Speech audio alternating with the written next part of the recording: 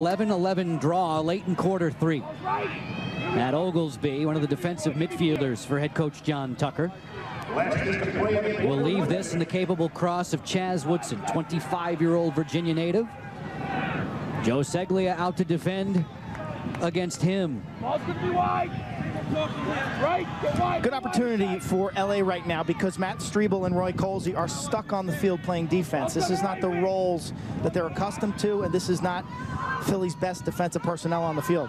Barrage want to see their star netminder on the pine after three. Our New Balance score slices this game up into thirds. Los Angeles with the big third quarter, and as a result, it is 11-11 in this heated affair, Quint Kesnick, that has been very physical. Freight train alert here in the Major League Lacrosse Finals. Buckle the chin strap. Get in the weight room.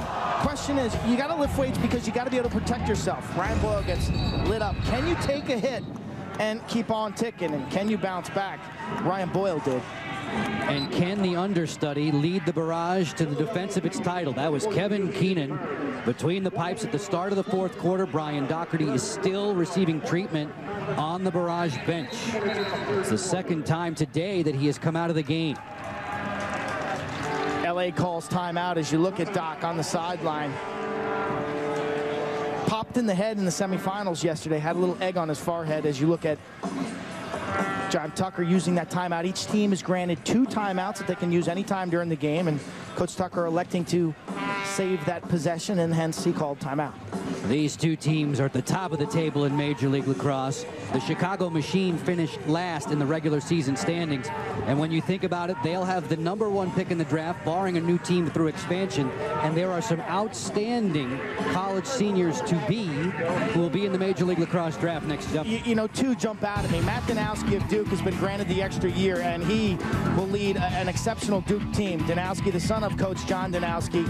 I would expect Danowski to be the #1 or 2 selection in the draft. The other guy I love is Paul Rabel of Johns Hopkins. I mean, this Major League Lacrosse is all about midfield domination, and Rabel is by far and away the best college lacrosse midfielder out there. I think he's an all-star the second he puts on a professional jersey, leading Hopkins to a national title this year. Now, after that, it's a tremendously talented class of 2008. There you see some of this, really the guys I think who project as first-round picks. Alex Hewitt, the goalie from Princeton. Stephen Pizer, line mate of Rabel's. Tony McDevitt on the defensive end for Duke. And then you got some goal scorers with Lavelle, whose brother plays in this league, and the lefty, Ben Rubior. Continuing along with that train of thought, considering those players and the positions they play, which of them will have the most to learn once they jump into the pro ranks?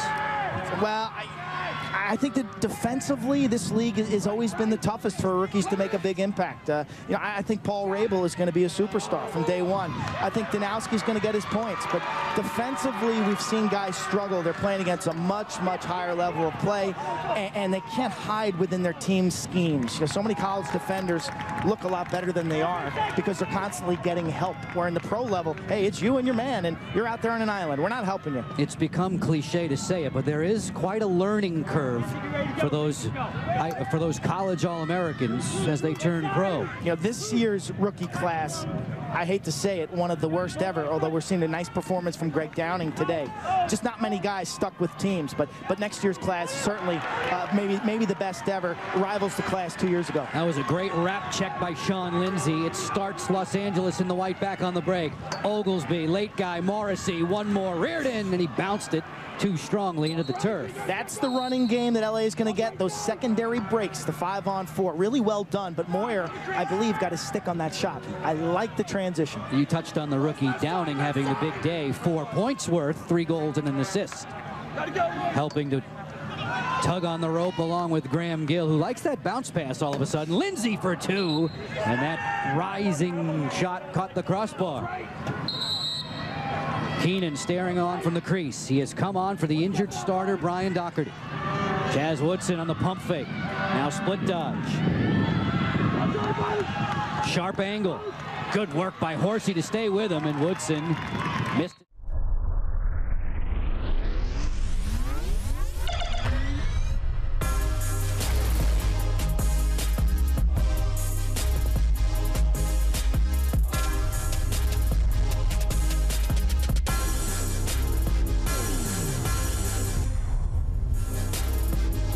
Hey, everybody. everybody, I'm Tom Esch, and welcome to the Lacrosse Now pregame show, taking you up to the top of the hour when Drexel St. Joseph's kick off the Philly 4 Lacrosse Classic. More on that in a moment, but let's start tonight with a look around the world of lacrosse heading into this weekend. Thursday, last night featured another huge midweek matchup. This time around, we had third-ranked Loyola visiting sixth-ranked Duke. Both these teams certainly made things interesting in their midweek games this season, haven't they? Duke fell to High Point in week 1, and then #1 Loyola falling to Towson last week. Let's get to some of the highlights here. It's 7-3 Duke early on in this one, in the third actually. In the second half, do we go?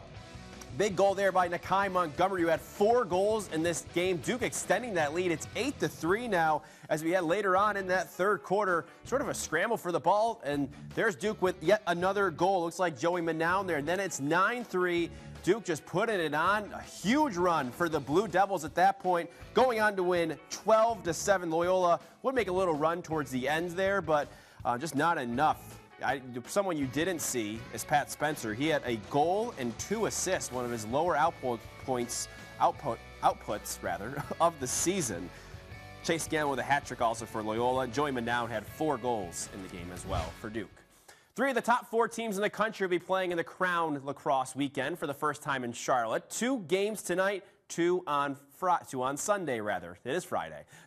Thank God it's Friday. Top-ranked Towson will be there, taking on Jacksonville in just a few moments, 5:30 p.m. Eastern. Towson last played a little more than a week ago. That 12-10 upset over #1 Loyola right here on LSN. The Tigers led by Alex Woodall at the X and senior attackman Brendan Sunday. Jacksonville, meanwhile, got their first win of the season by beating Drexel 19-12 last weekend. Before that, they had started 0-4, though 3 of those losses came by 2 goals or less. 4 players with more than 10 points for the Dolphins. These 2 teams have met only once, Towson winning 12-10 way back in 2012. So that game, as I mentioned, scheduled for 5:30 p.m. at the Sportsplex at Matthews, just near Charlotte there. After that, #4 Penn State, #2 Cornell. What a game.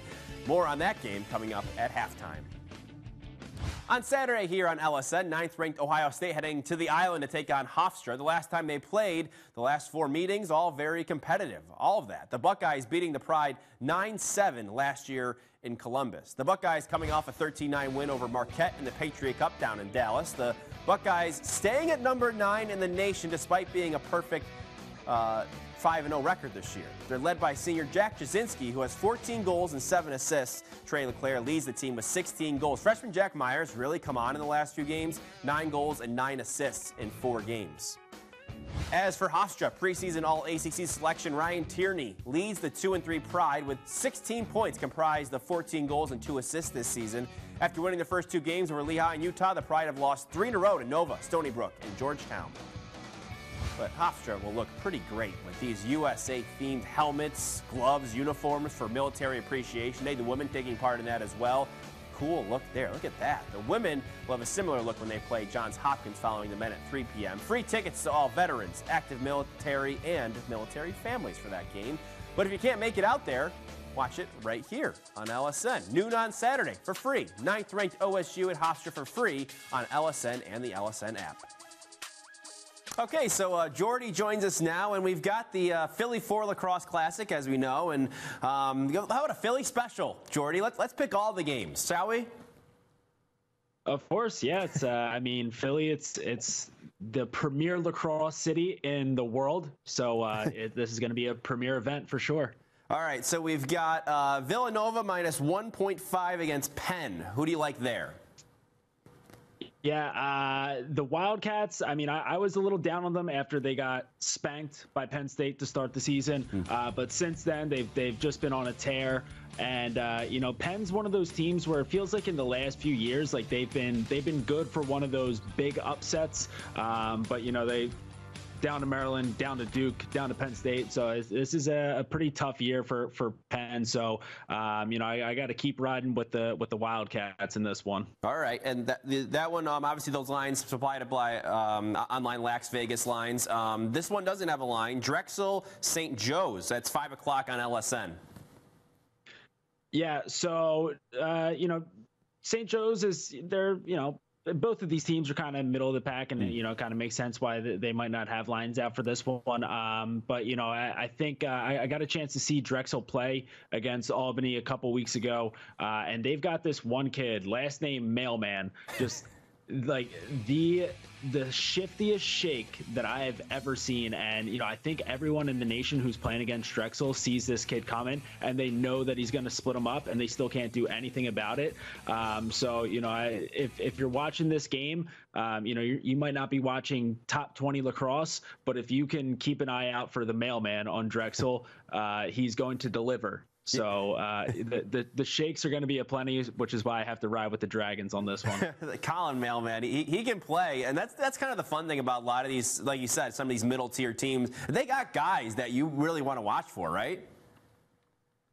Yeah, I mean, it's just the way that the sport's going, where, you know, there are 70+ Division I teams right now, and with the way that, you know, we're recruiting from different areas of the country right now, like, you're going to find these diamonds in the rough.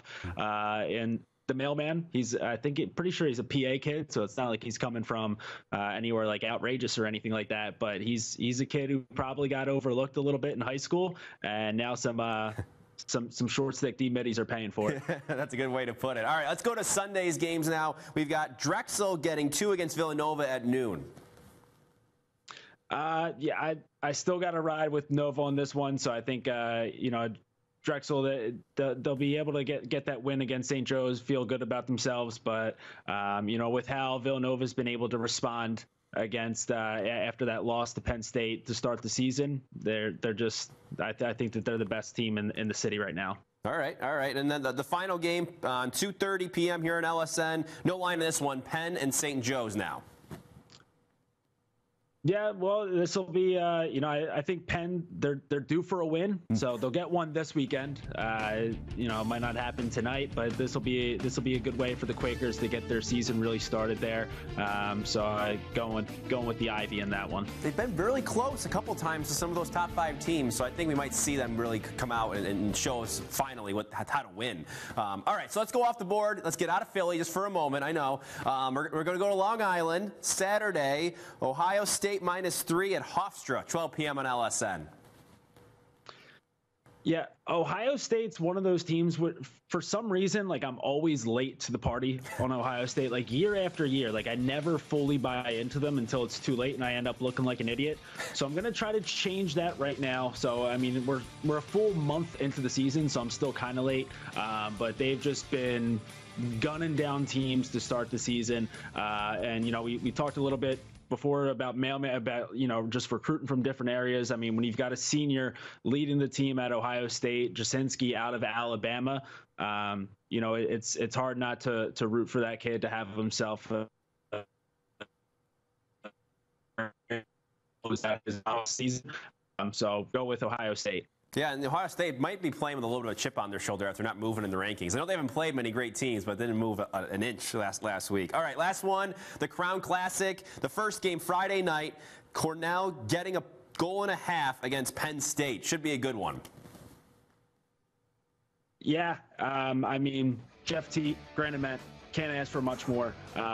You know, and you know, obviously the Sunday game as well with, you know, 1 versus 2, Cornell, Towson, that's going to be a great one too. But for this one right now, I just, you know, everyone's talking about Pat Spencer, and, you know, I'm one of the guys who's doing that. But, you know, if he's 1A in the country right now, Jeff Teat's got to be my 1B. I mean, he just sees the game so well.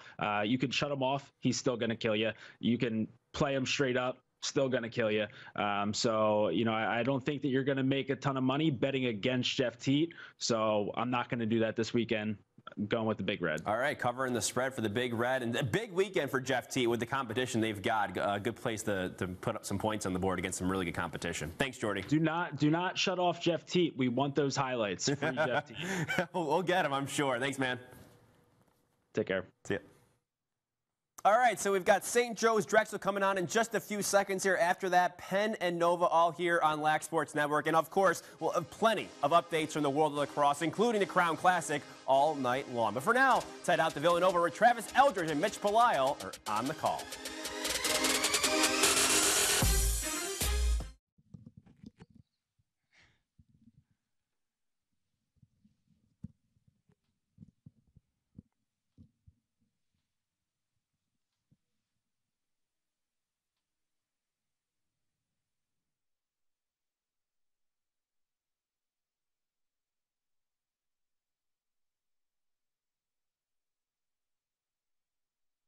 Welcome to College Lacrosse on LSN. Today we're proud to present the Philly 4 Lacrosse Classic on the main line outside Philadelphia. It's Villanova Stadium, the spot, as St. Joe's battles Drexel in the first game of our doubleheader.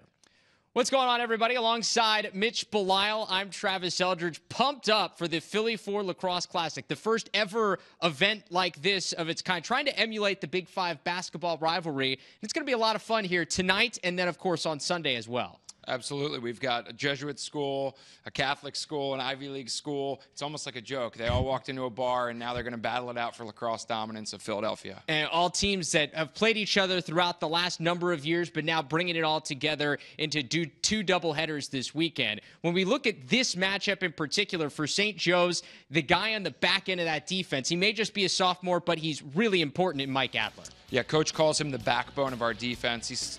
They're still trying to get things organized after fighting through some injuries, and he's going to be the one that's commanding that defense, telling them where to be and when to slide to make sure that they're holding that attack in check.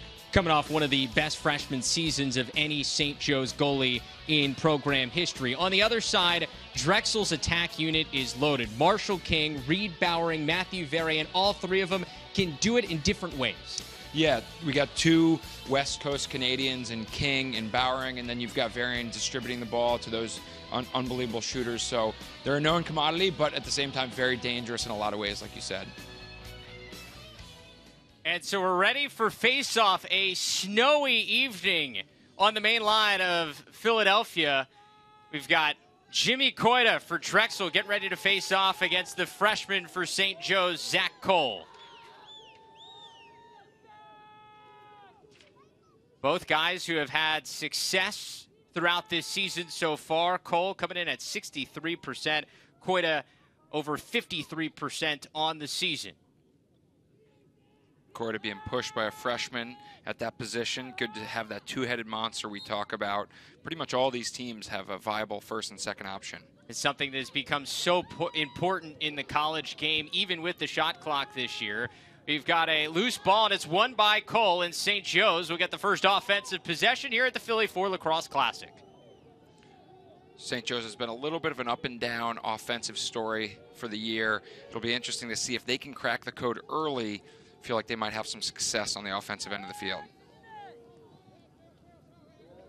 This is a St. Joe's offense, and talking with head coach Taylor Ray this week, that he was a little surprised when they put up those 15 goals and 21 in the first two games. He said that win over Monmouth, where they won 8-6 here over the weekend, that was more of what he expects from this roster.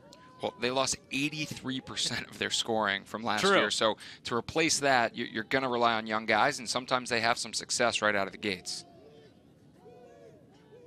Nate Patterson working from X. They're now under 30 seconds on the shot clock. The Hawks offense that was very comfortable in the settled 6-on-6 set a year ago, and this one goes. Nick Vernacchio gets the Hawks on the board first. Great little step-down shot there.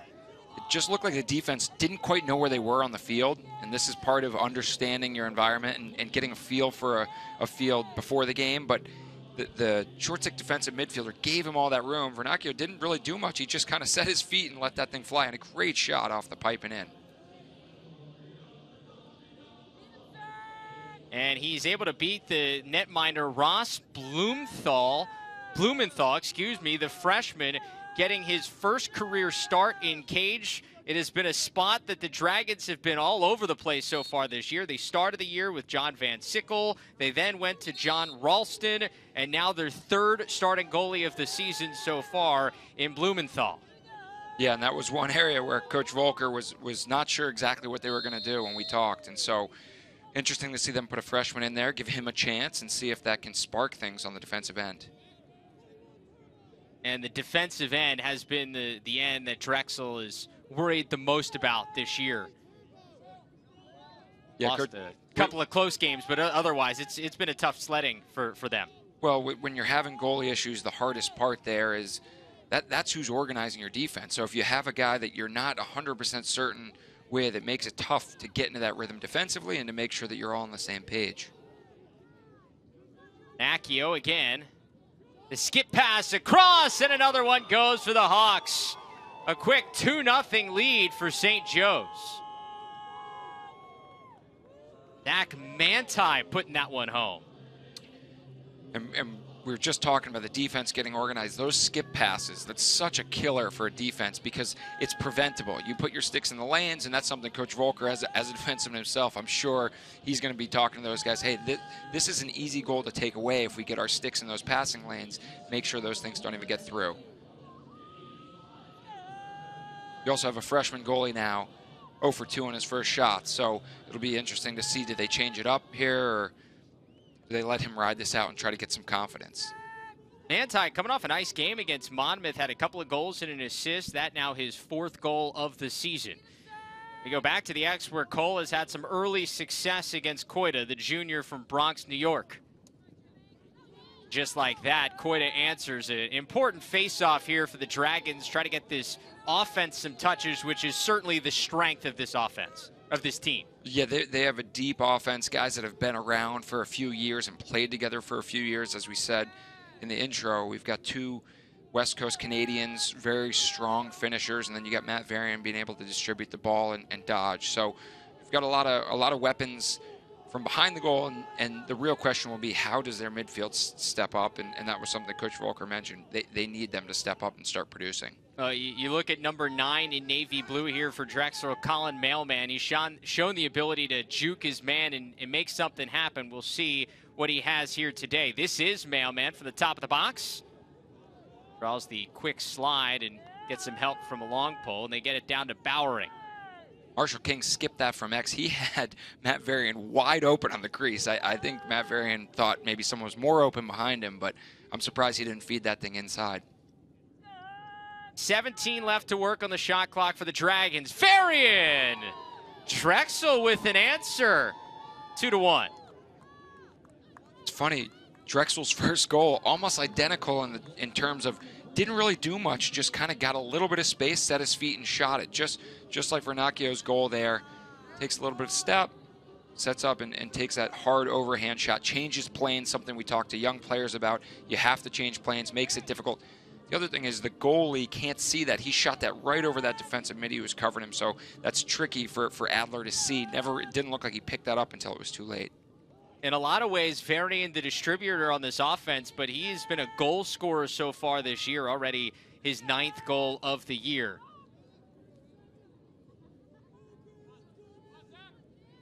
A 2-1 game as St. Joe's got off to a 2-0 lead, and the Dragons answered with one. And Koida with another face-off win. We're even there, 2-2 so far in the early going in the first quarter.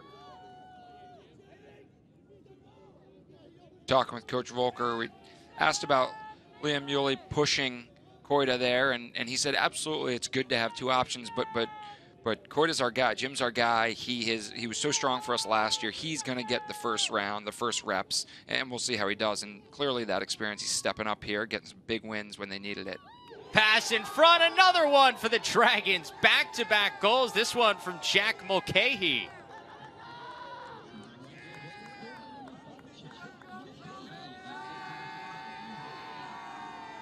Nice little the crowd inside fired finish up there. Yeah, you can hear the fans hooting and hollering. A little bit of transition there. Varian finding him inside. Defenseman on the back side of him. He needs to rotate around. I know there was a little bit of transition, so he may have been playing a little bit of catch-up there, but when you're covering the crease, you need to be ball side of your man for that exact reason. Even if you feel like you're in great position on him, if he can catch that, take 2 steps forward, it's very difficult to get a check on him. And he's shooting from 4 yards. You can't, no matter how good Adler is, you can't ask him to save those 4 or 5 yard shots from in that tight. So defense optional in the first couple of minutes. This has got to be pulling at your heart. Defenseman in your own right here in the booth. All defensemen are frustrated offensive players, so I'm actually happy to see some goals. Another face-off win for the Dragons. Make it 3 in a row as Marshall King comes up with the ground ball. Something to remember about Drexel's loss coming up over the weekend to Jacksonville, the 19-12 loss down in Florida. Talking to Coach Volker, he said they had all sorts of travel issues, and he didn't want to make excuses, but they had some assistant coaches and trainers that had to drive from Charlotte, North Carolina, just to get there for the game on Saturday morning. Yeah, and you can't understate it. There's a lot of different factors that go into a game, but when you're flying, it's such a different beast. Driving, taking the bus, you have your routine, you know what you're doing. When you're flying, there's so many different elements. You got to stay hydrated. You're getting on and off planes. There's just a lot of factors that can go wrong, and clearly it sounds like everything did. Yeah. They missed practice. They got out for a walkthrough. They said the fields were soaked, the lights were off. So that can be a challenge. But that's also one of those things where if you can overcome that, you build on that and you build that character. Certainly a spot where it could be a learning experience for the Dragons in the early part of the season. Finally got a stop on defense on a turnover for Drexel. St. Joe's trying to answer, golden chance, but the Hawks threw it away. It's a good chance for Ryan Doran there in front. Sean Quinn got caught sleeping there. His man just snuck around, and if he had handled that, that was a wide open look. Luke Hurley brings it over midfield. And the Dragons a chance to get some substitutes on. Number 12, Cam Harris, the short stick D-midi, staying on for now. You may remember that name. He scored the game winner against Michigan earlier this year.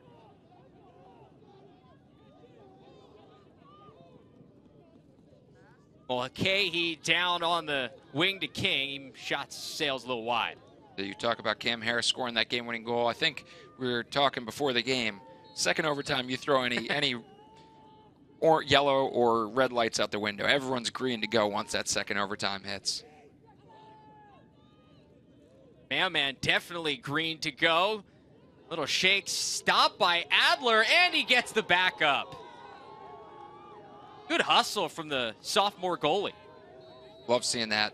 Gets your defense fired up. You get a big save. Your goalie makes a big play on the end line, and now you get another possession chance to try to go score. Talked about Adler in the open, coming off a freshman season at goals against average close to 8. Stopped nearly 60% of the shots he saw, helping the St. Joe's team go 6-0 in the NEC. Looks like we had a play on. Got wiped out. St. Joe's pole stand down. You'll see. Oh, that was a full-on penalty. Yeah, he had possession. Got a flag down, and the Hawks going to go on the man up for the first time today. And you'll see the long poles from St. Joe push it in transition. That's something that Coach Taylor Ray talked about. He likes to push the ball, and they're going to have to manufacture transition goals if they want to hit the numbers they want offensively. And so you'll see guys stay for a while. 30-second extra man here for the Hawks. Interesting. They got a pole on this extra man unit. I just saw that. I said they'd stay and play. I didn't realize that would be in the actual man up. I guess with a 30-second clock, maybe they want a quick look here. Some Scott Ratliff stuff going on. Bernacchio working at the top. That pole on is Josh Bozier, the long stick midfielder. And we're back to even strength as Harris trickles on here. Bozier leaves, and we're back to normal 6-on-6 lacrosse.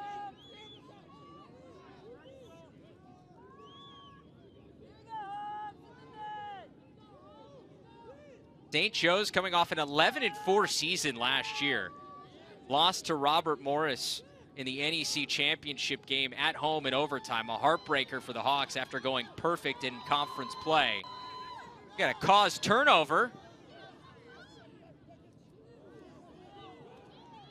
And the Hawks scoop up the loose ball. Just 10 seconds on the possession clock, and they've got another flag. Yeah, that's going to be a penalty on Matt Kling. Has got a little over-aggressive there, going for the big check, and typically what happens is you go for the big check. If you miss it, you end up running the guy over. That's exactly what he did, and he pushed him in the back, and that'll be a 30-second call and another opportunity for St. Joe's. And that's a situation that's new to handle with the shot clock this year, is even if you have a penalty coming, that shot clock still runs out, so they weren't able to get a free possession out of that, but they will get another extra man opportunity. Push on Klingus.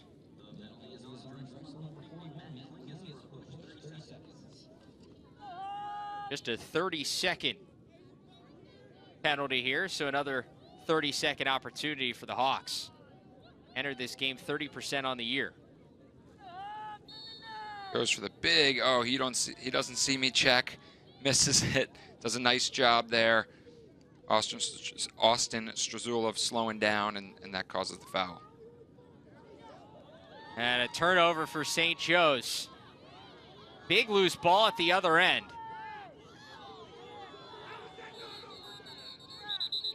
And yeah, that's an over and back. Drexel picks it up. Chance to go quickly. Shot sells well wide from King, and it'll give it right back to the Hawks, but not much time left on the man up. You know, I'm a little torn there. Obviously, with a penalty, you probably don't want to, I'm sorry, I'm not torn at all. That's a bad shot right there. Marshall King's going to want to pull that out. You're man down, so you might want to just kill off that penalty, but also you don't have backup there. So you want to wait till you at least have backup to take that shot. So we're back to even strength, but the Hawks keep it on offense. Take a look at this series history. It's been dominated by the Dragons. 24-2 all time against the Hawks, but last year, St. Joe's able to get this Drexel team by 1, and they go back up by 1. Hawks back on the board. It's Evan Campbell, the midfielder out of Cherry Hill, New Jersey. Again, skipping the ball through the defense allows St. Joe's to open things up a little bit, and that was just a good hard take. Was able to get his hands free for a second and put that high to high. Beating Blumenthal. Blumenthal now has yet to make that first save. That's tough. Freshman coming in, literally it's cold, it's snowy out there. So going to be looking, I would say this next shot that he faces is probably going to be the make or break, whether he stays in the cage. And we mentioned it coming in. Dragons have played all sorts of people in that goalie position. Coach Volker really wasn't sure where they were going to go entering the season. When I talked to him back in December, he's like, we got a wide open race. Van Sickle had won it, and Ralston got an opportunity and another chance. That shot never got through. And it'll give it back to the Dragons as St. Joe's wanted to go quickly.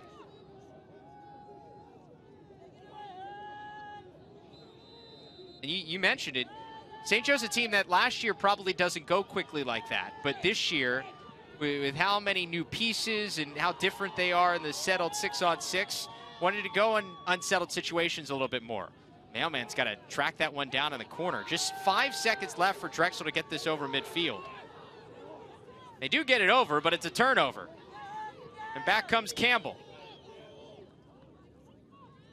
Great pressure there by St. Joe's, forcing those bad passes.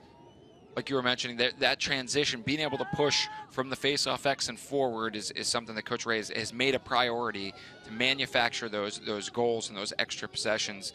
The key is going to be making sure that they can capitalize at the end of them, because you can push transition all day. That becomes transition the other direction if you don't score. Strazula had trouble collecting that, eventually picks it up. Gets it back to Vernacchio. He's got a goal and an assist so far today.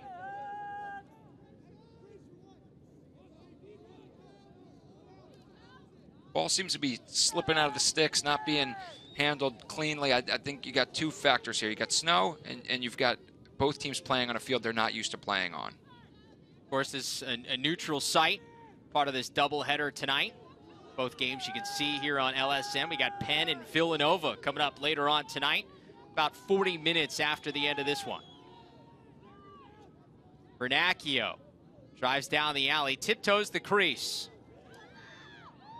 And that one, Blumenthal looked like he got a piece of it.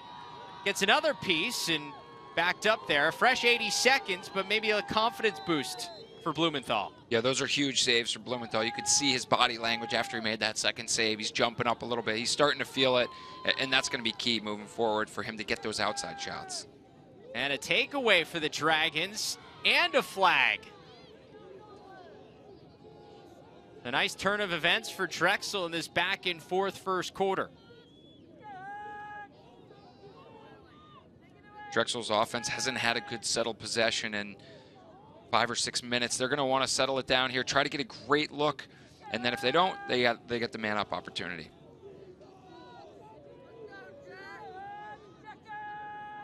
Mulcahy coming out of the box, gets it down to Bowering. He's stoned by Adler. He stepped in the crease, and that'll trigger the penalty.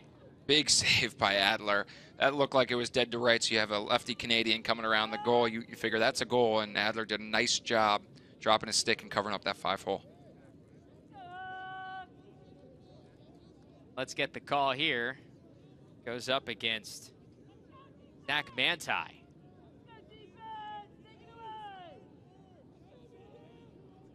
think we're going to have a trip here. It looked like he swung his stick as he missed. Hard to tell. I haven't seen any signal in terms of what he's calling on him.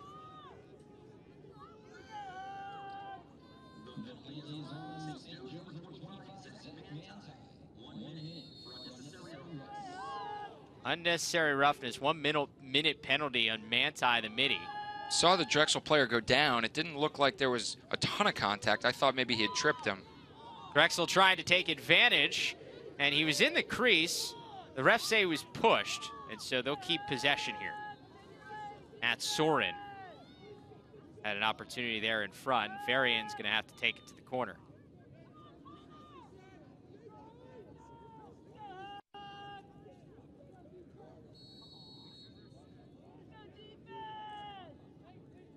Bowering, Varian. Got McCallion in there as well. St. Joe's appears to be shutting off Marshall King. You can see they're in a box. Then they've got their short stick pushing way out, denying that ball to Marshall. Finds its way behind to Varian. Bowering in front. Soren with a finish.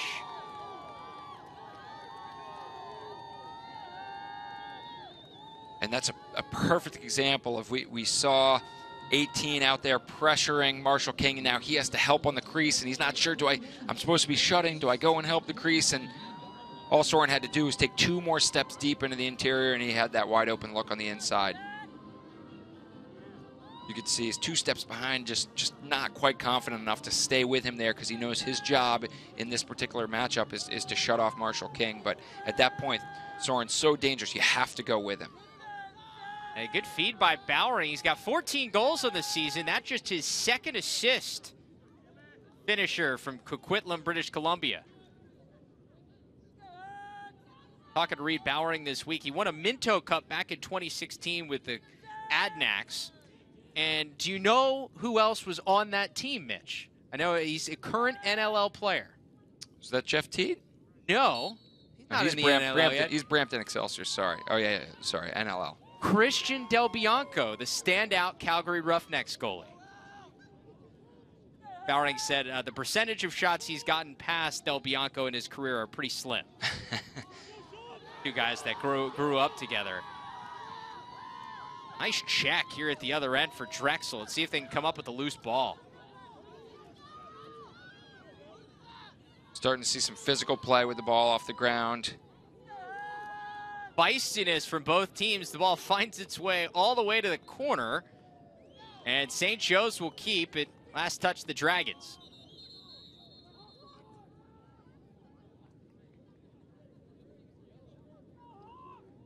All right. Got a timeout on the Hawks as Coach Taylor Ray wants to talk some things over.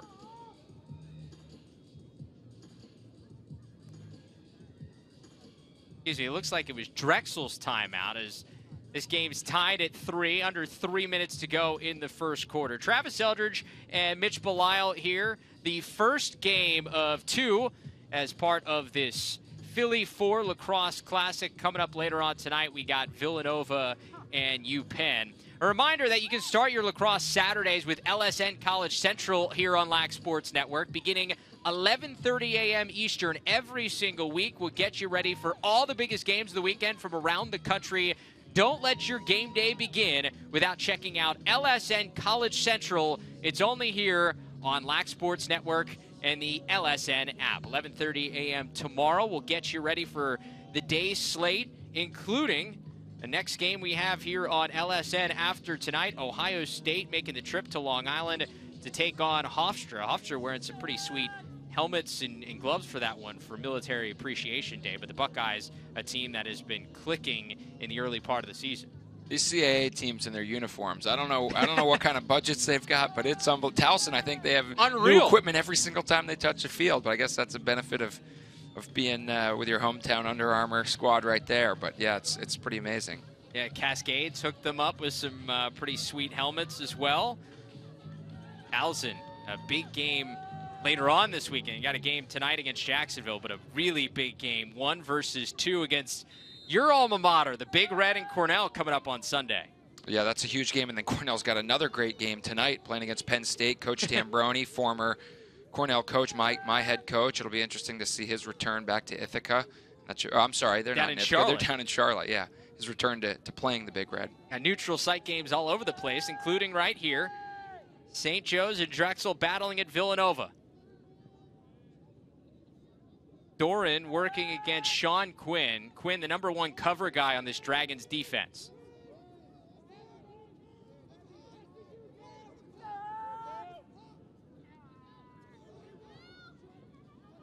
Pass in the middle is intercepted, knocked away, and Nolan Fox comes up with it. They forgot the ball in transition, though. Hurley couldn't handle the pass, and right back to the Hawks. Drexel's been doing a much better job of covering up that interior and forcing those guys outside, taking away those skip passes. That is making the difference right now, why St. Joe's hasn't been able to get a quality shot towards the end part of this quarter. They will have to shoot before the end of the quarter, about a 20-second difference between the shot clock and game clock. The Hawks seem pretty content to take this thing down and not give Drexel much of an opportunity here late in the first. My big question coming in this game for the St. Joe's offense was, would they be able to penetrate the middle and get those higher quality shots? It started off with a little bit of a mix where they're right on the edge of where they want to be. They were able to find some skips to the inside. Now Drexel started to settle in. Now can they start piercing into that middle area so they can get those higher quality shots? That's what allows an offense to have success in this settled 6-on-6.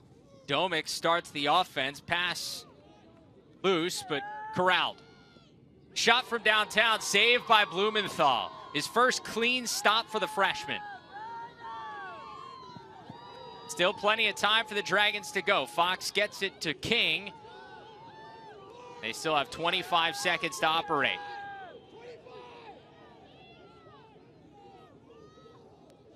You always got to keep your eye on Colin Mailman, elusive midfielder for Drexel. Great defense right there. Keeping your stick out in front of you, forcing that midfielder to run through a check. And no shot coming for the Dragons this time, and we will end the first quarter all knotted up at 3 apiece.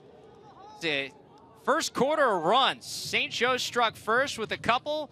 Drexel answered back, and we got a 3-3 tie after 15 minutes. We'll be back here to Villanova, continuing the Philly 4 Lacrosse Classic on LSN.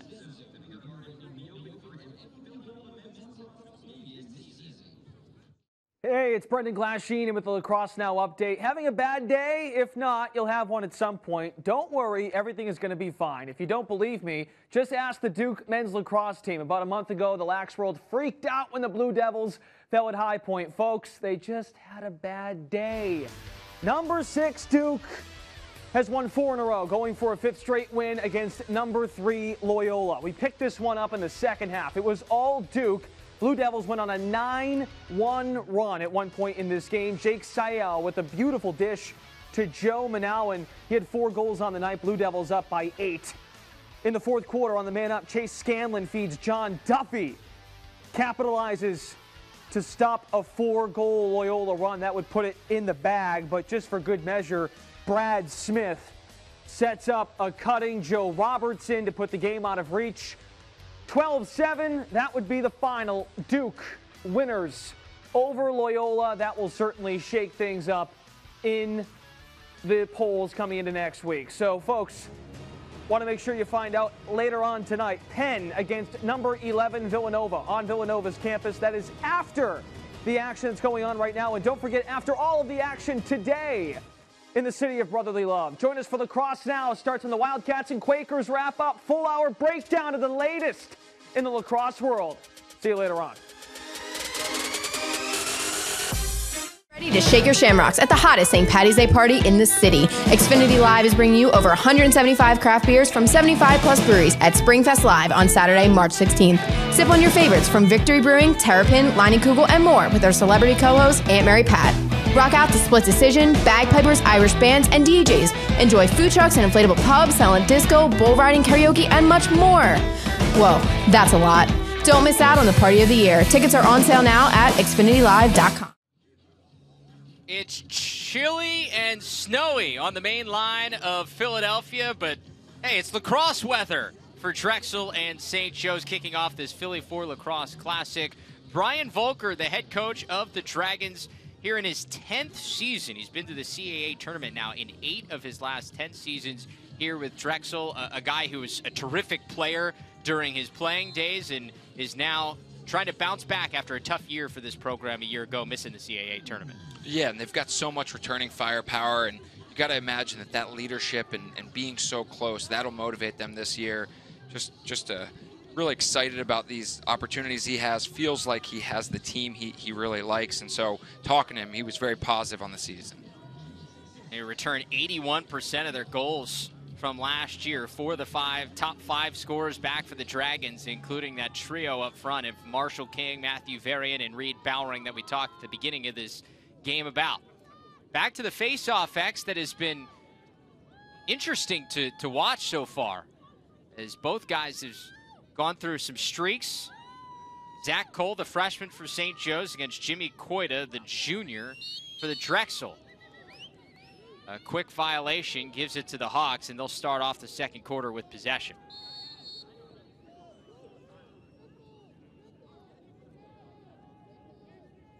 St. Joe's really, it seems like, has dominated the time of possession here, and that in a close game, it can stay close, and as long as you make sure they're not scoring at the end of those long possessions and then you capitalize when you get your chances, that's okay.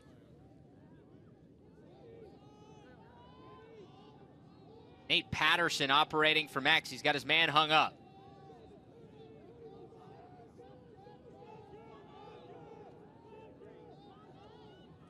Rolling near side and saved by Blumenthal. So a good start to the second quarter for the freshman goalie.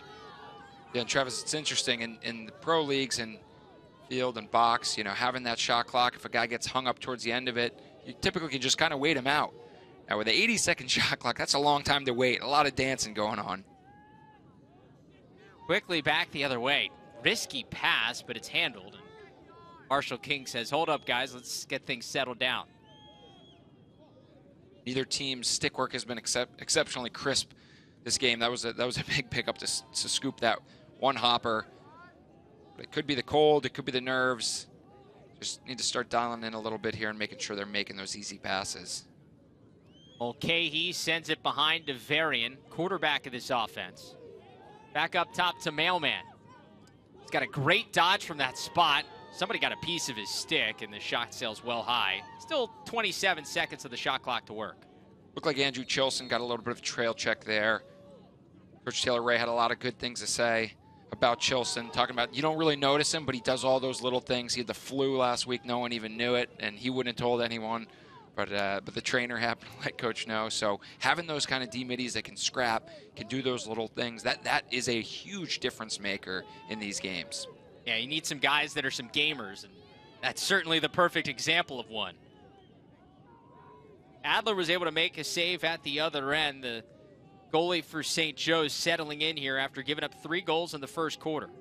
They certainly looked more comfortable. Yeah. We talked about that wraparound where he made that save. I think that was where he started to build that confidence, and now he's definitely stepping to the ball and doing a great job of commanding that defense. You can just tell everyone seems to be more on the same page after the last 5 to 10 minutes. And part of that is because they've had to face so much more offense from St. Joe's. Well, and how much of an adjustment is it? The flurries have slowed down a little bit, but in that first quarter, we saw some heavy snow flurries coming down. Yeah, I'd take snow flurries over rain any day. But fair. Don't know what the temperature feels like out on the hands right now. Shot sails in. A save by Blumenthal, but we got a flag down. That was a hard slide by the short stick D-midi. I like that slide. I thought that was shoulder to shoulder. We'll see if we can get a replay on that, but nice inside roll there. You trust your defensive player to roll him back. He did that.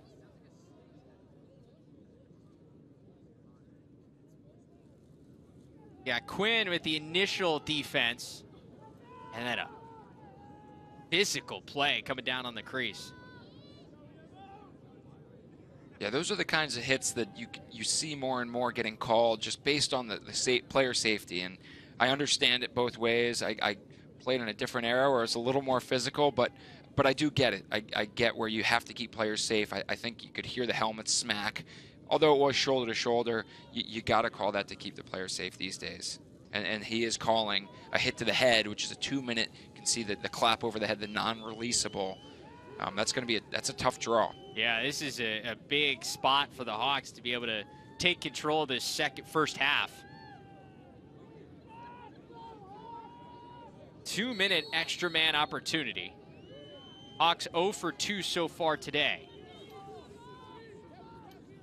This is a golden chance, 2 minutes to get as many goals as they can.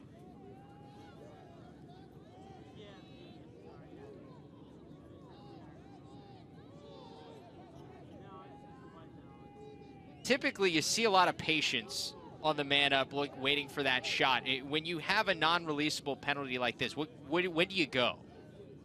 You have a lot of time, so I think you want to wait until you have that great look. But at the same time, you're not going to shy away. You can see them looking for those skip passes. And that one goes from downtown. Teo Domic, his first of the day. Just an outside rip, keeps it low to low. And there was nothing crazy. It looked like they were running a little bit of a sideways 3-3 there. Everyone replacing each other on the bottom corners. Little look off, throws it through, and just steps in and hammers that. I don't know if Blumenthal was screened. It looked like he wasn't quite sure how that got in. So I don't know, maybe that tipped something, but from this angle, it looked like maybe he just couldn't see it around his defenseman. Teo Domic with his 4th goal of the season, first extra man goal here for the Hawks. Teo Domic, a Los Angeles native, West Coaster, coming out probably enjoying this snow. Slightly different temperature than he's used to. So still a man up. And you asked about when to go or not go in a man up such a 2-minute non-releasable. That's the benefit of having that non-releasable is now you get another almost full penalty, if not longer, longer than a 1-minute penalty here to try to get something going again. But the violation of the faceoff, so a man down faceoff won by the Dragons and Jimmy Coita. But he just airmailed it into the bench. And St. Joe's got lucky there. There's a bit of a miscommunication. They clearly wanted to double the ball and lock off the second midfielder, and they shifted too late, and he was wide open, but they were able to put enough pressure on Coita that he threw that ball away.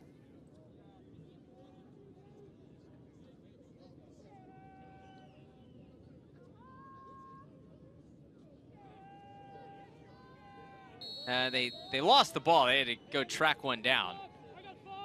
Got that figured out, and still an extra man opportunity for St. Joe's on the unreleasable penalty on the hit to the head.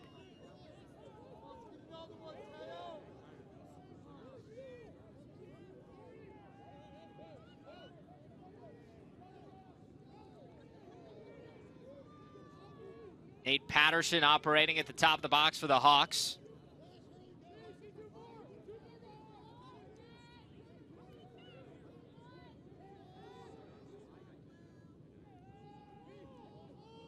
Is Austin Strazula. Plenty of patience for St. Joe's. Still time to operate. You can see they have almost two-man games going at the bottom. It's almost like a big save there. Blumenthal maybe got a piece of that to kick it over the bar. It's almost like a 2-4 with two midfielders kind of posted up high, and then the bottom players are rotating in and out. There's almost two pairs rotating back and forth.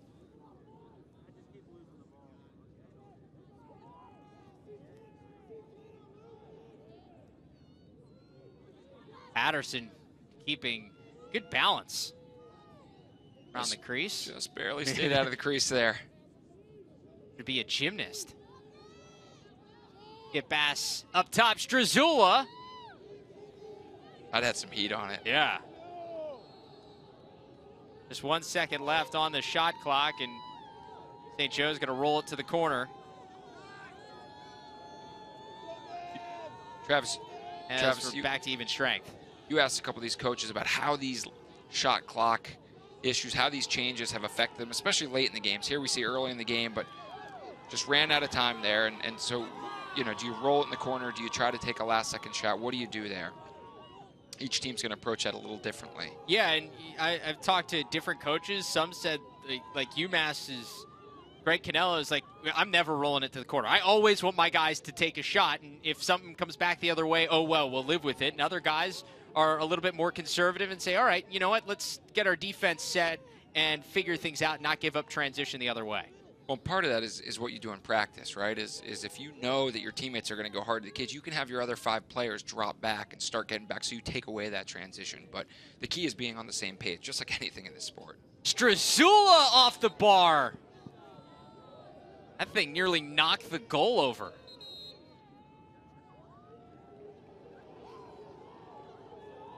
A fresh 80 seconds and a timeout. We'll step aside here on LSN. The Hawks with a 4-3 lead in quarter number 2.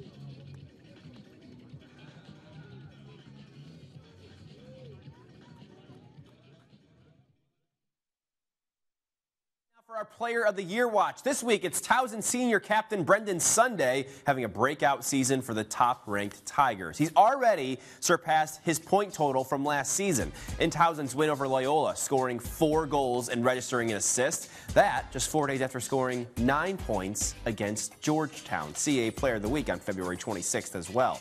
Sunday missed all of 2017 with an upper body injury and came back last year to score 23 points on 17 goals and 6 assists. As I mentioned, already surpassing that total this year in his first 4 games. This week playing in the Crown Classic in Charlotte.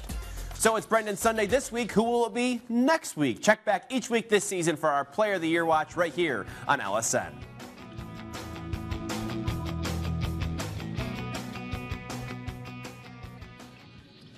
Welcome back here to LSN. Mitch Belisle, Travis Eldridge with you from Villanova Stadium. St. Joe's and Drexel battling the first game of 2 games here tonight. It's part of the Philly 4 Lacrosse Classic. And you see for Drexel coming up on Sunday, a matchup against Villanova, another team in this Philly 4 Lacrosse Classic. As these games, all 4 teams, including Penn, these 2 in Villanova, will shift to Drexel on Sunday. Games you can see here on LSN. And when we talked to all the coaches about the rivalries developing between these teams, Mitch, I think everybody was pretty consensus about talking about how gritty these teams are and how things are a little iffy and a little more physical when these teams get together. Yeah, you're a Philly guy. You know Philly definitely paints themselves as that grinder mentality, and so all these teams I think play with that chip on their shoulder, and so it shows when they play each other. And a lot of these kids know each other. They overlap a little bit in recruiting circles, these coaches do. So there's a good opportunity for, it's not, you know, what you would think of classic rivalry, but there's a lot of good games that come out of these matchups. And you have some school rivalries as well between these two when you look at some of the other sports, just because of how close they are in proximity. Sure, and Coach Volker was talking about the different, and Coach Murphy for that matter, the different age guys having different rivalries with certain schools. And it's like Drexel of old maybe had a bigger rivalry with St. Joe's versus now it's more so with Penn. So it's interesting to see how the different waves of players have had experiences playing and beating and losing to different schools that are right in their backyards. Mailman getting it to Christopher Friedman.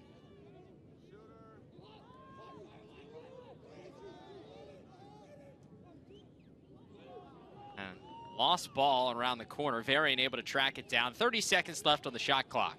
There was the old unintentional behind the back touch pass there. Whatever it takes. That's what he'll tell coach in film tomorrow. Varian was 16. Now Mulcahy playing out of the midfield, but is a reserve attackman as well for this Dragons unit. This pass couldn't be handled by Fox. Shot clock violation, and I think we must have had a flag down. So Drexel a chance to go in the man up.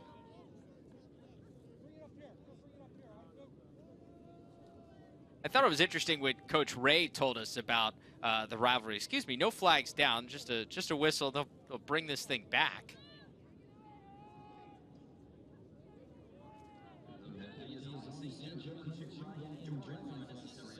We do have a penalty. Ryan Dorr, an unnecessary roughness on St. Joe's. So Drexel, man up.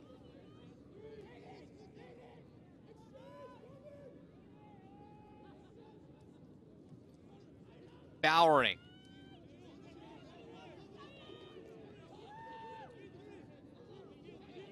Plowin. And now it's King operating from the top of the box. Feed down low. Varian with a dive. Got a flag down. You've got a guy in the crease.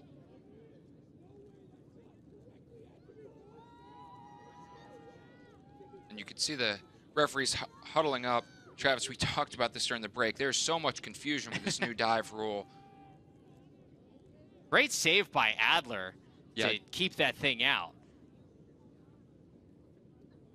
The big question is, who initiates the contact, right? Is it the defenseman? Is it the goalie? That's the part that can be so up in the air. If the defenseman drives that diving player into his goalie, or the goalie comes out and tries to hit, who's responsible? And there's a lot of different interpretations of it, but ultimately it is the offensive player's responsibility not to hit the goalie.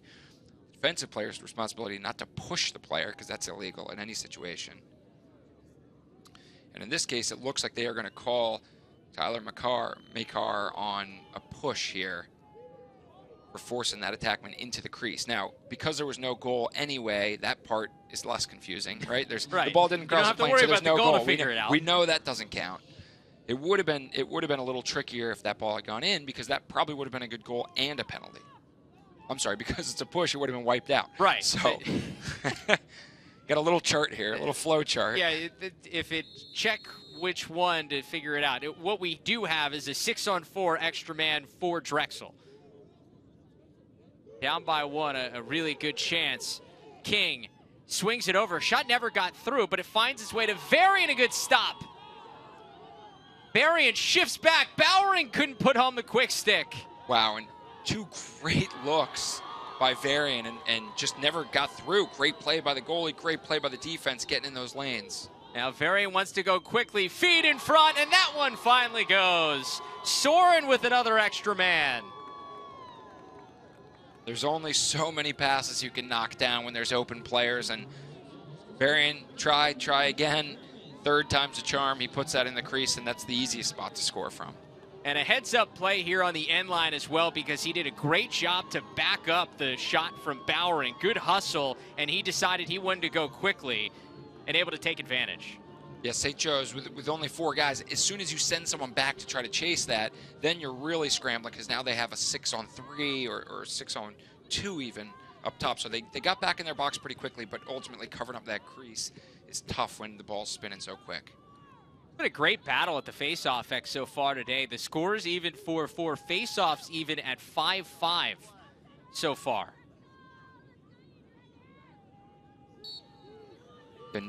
No one clear team is dominating between the lines. I would say that's an area that's pretty contested right now, not just on the face-off X. Face-off won by St. Joe's, and Cole wanted some. Backed up by the Hawks. That Cole, just a freshman, but has that confidence. If you have it, take it. And Coach Ray said, hey, look, a lot of these guys got green lights to go if you have a good opportunity in transition, and perfect example there. Koida wins the loose ball. And it finds its way to Bowering, and tied at 4. Chance for Drexel to take a lead. And this will be the first 6-on-6 settled offense that Drexel's had in quite some time. We talked about their attack being a known commodity. They are putting up points here. It's the midfielders that were the question mark, and they've got 3 goals from the midfield, but those are all feeds from the attack. That the midfield has not really initiated in this game so far. One of the guys that can do it is the guy with the ball. Mailman dodges, finds Bowering back up top. King stopped. He collects the rebound and puts it home. Follow your own shot, says Marshall King, and he's got one. And that was a huge save by Adler on that first shot. It came right, those are the unfortunate ones, when it goes right back to the offensive player. Marshall King says, I went low the first time, I'm going to go high the second time. And Adler was back in position, but you could see King just shot the next one high, and he wasn't able to get it. I think Adler's frustrated with himself. That one went right over the top of his head as he ducked down to try to get down low. And how much is some of the stick skill, the indoor experience from up in British Columbia? Because that's a quick rebound that you get in the box game. Yeah, absolutely. Finding those rebounds, finding that off the back glass into you in the box game, that is something that those offensive players are so good at, and is important to be able to not just pick that up, but then have your head up and ready to find that next either open man or shot. And he took the shot option, and it worked out well for him. Now 14 points on the season for Marshall King, the senior from Victoria, British Columbia.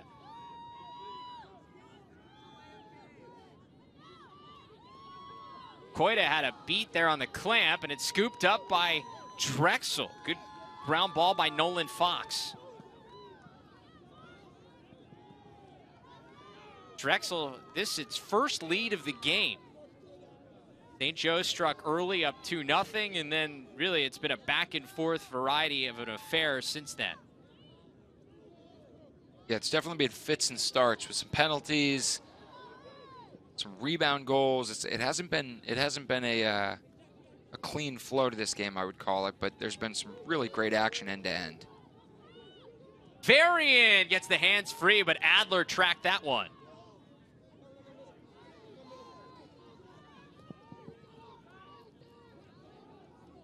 See if the Hawks go in transition. They do! Jack Anderson end to end.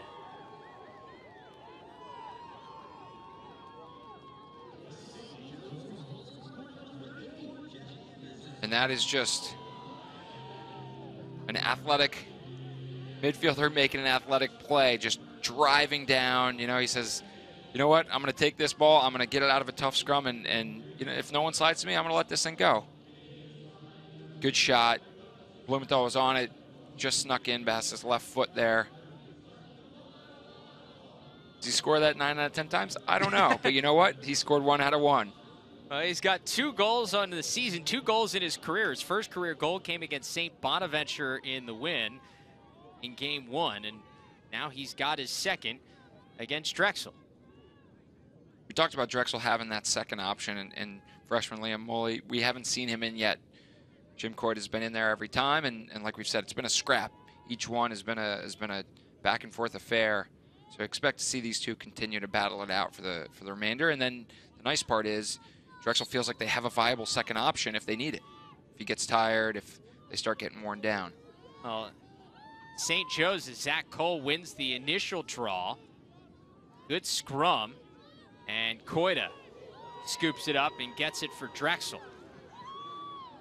St. Joe's coach is not happy there. They felt like someone got pushed behind the play. Koida not giving up. Lost the ball, his stick was pulled, but somehow St. Joe's ends up with it. Probably trying to do a little too much there. Did such a great job of getting that ground ball, find the open man and move it instead of trying to run through the triple team. But at the same time, your attack has to give you help and support.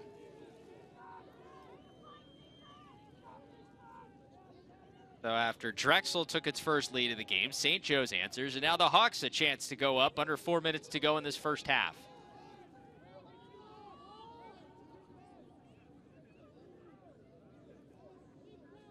Theo Domek's got a goal so far today. He's operating against Luke Hurley, the short stick. Shot from downtown goes Thomas LaRose. The bench is going nuts. You know, you score one of those high to high, just bringing the heat.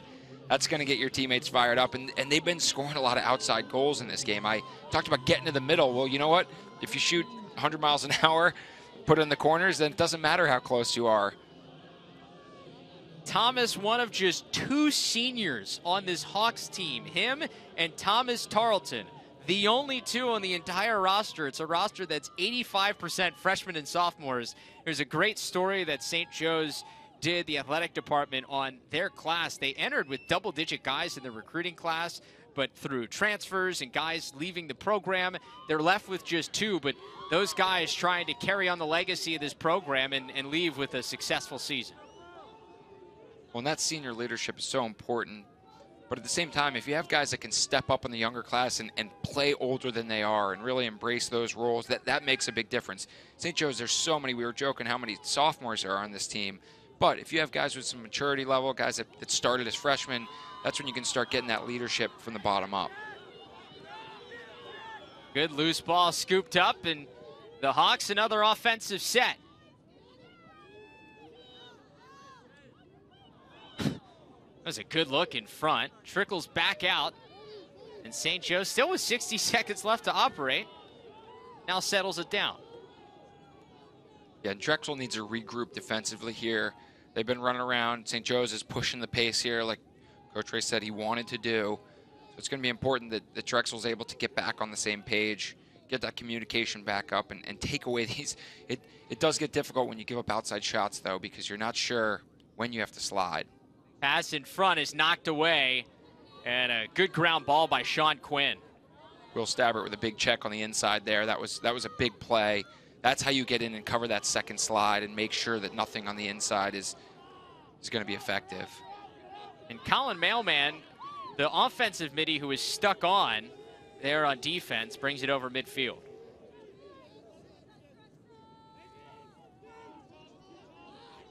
We'll see.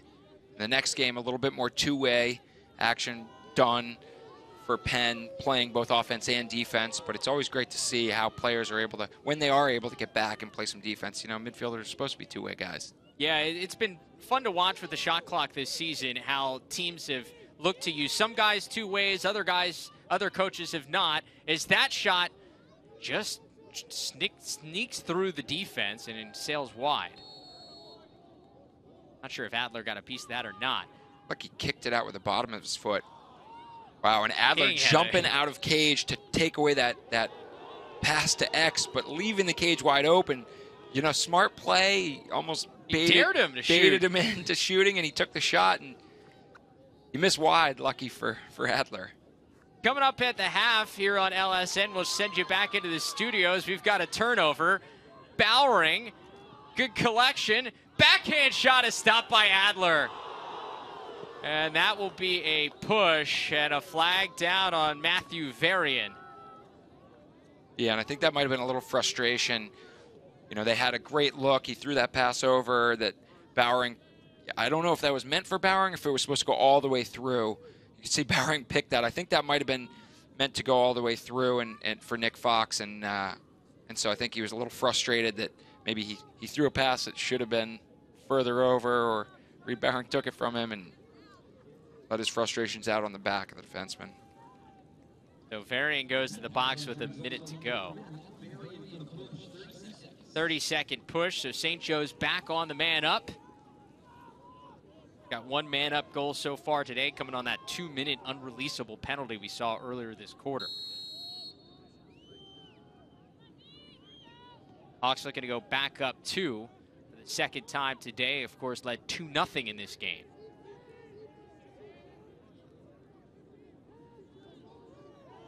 Struzula took his eye off that pass for a second, but recollects.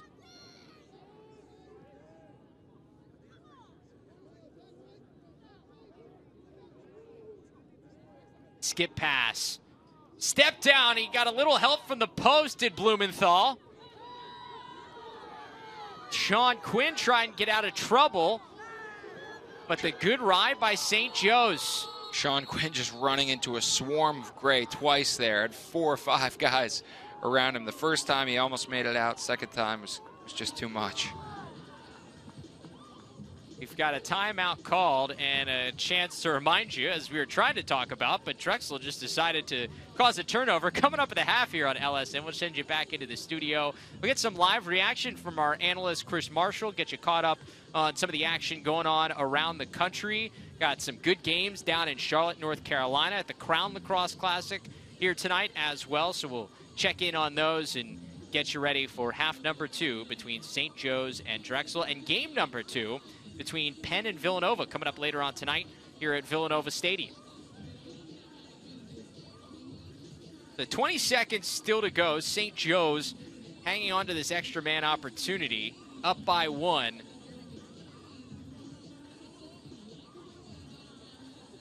What are you drawing up if you're the Hawks?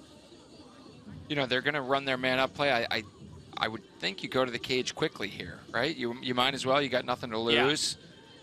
You have an extra guy, so you're not worried about too much transition. You're probably making sure that you have one midi that's staying pretty high, so that way if the ball does get saved, you can drop back and cut that transition off. But ultimately, I think you're trying to get the ball low, get a look inside, and if it's not there, what's been working for St. Joe's has been the skips through the defense to the outside rips. I mean, skips and rips are what they have been plying their trade on this afternoon, and it's been working. So I'm very curious to see if Drexel keeps Blumenthal in the second half. He's made some big saves. He has. And he's made some big saves on the doorstep. The outside shots have been giving him a little bit of trouble. So we'll see what happens here. This could dictate what the second half looks like in goal for Drexel. Ross Blumenthal, if you weren't here at the beginning, getting his first career start, the freshman from Baltimore, Maryland. Got 4 saves so far for the Dragons as we've got a pass that was way too high. And Drexel still 9 seconds if they can push this thing quickly and try to get one more shot off. So Travis, we were wrong. It looks like they were even or they came out of the box, but yeah, everyone was all matched up there. And a loose ball. Neither team's going to be too excited about the opportunities that they got at the end of that scrum. Not terrific execution at the end of the half, but we have a back and forth affair at Villanova Stadium. Excitement and fireworks from both sides. St. Joe's with a 6-5 lead at the break. 6 different goal scorers for the Hawks.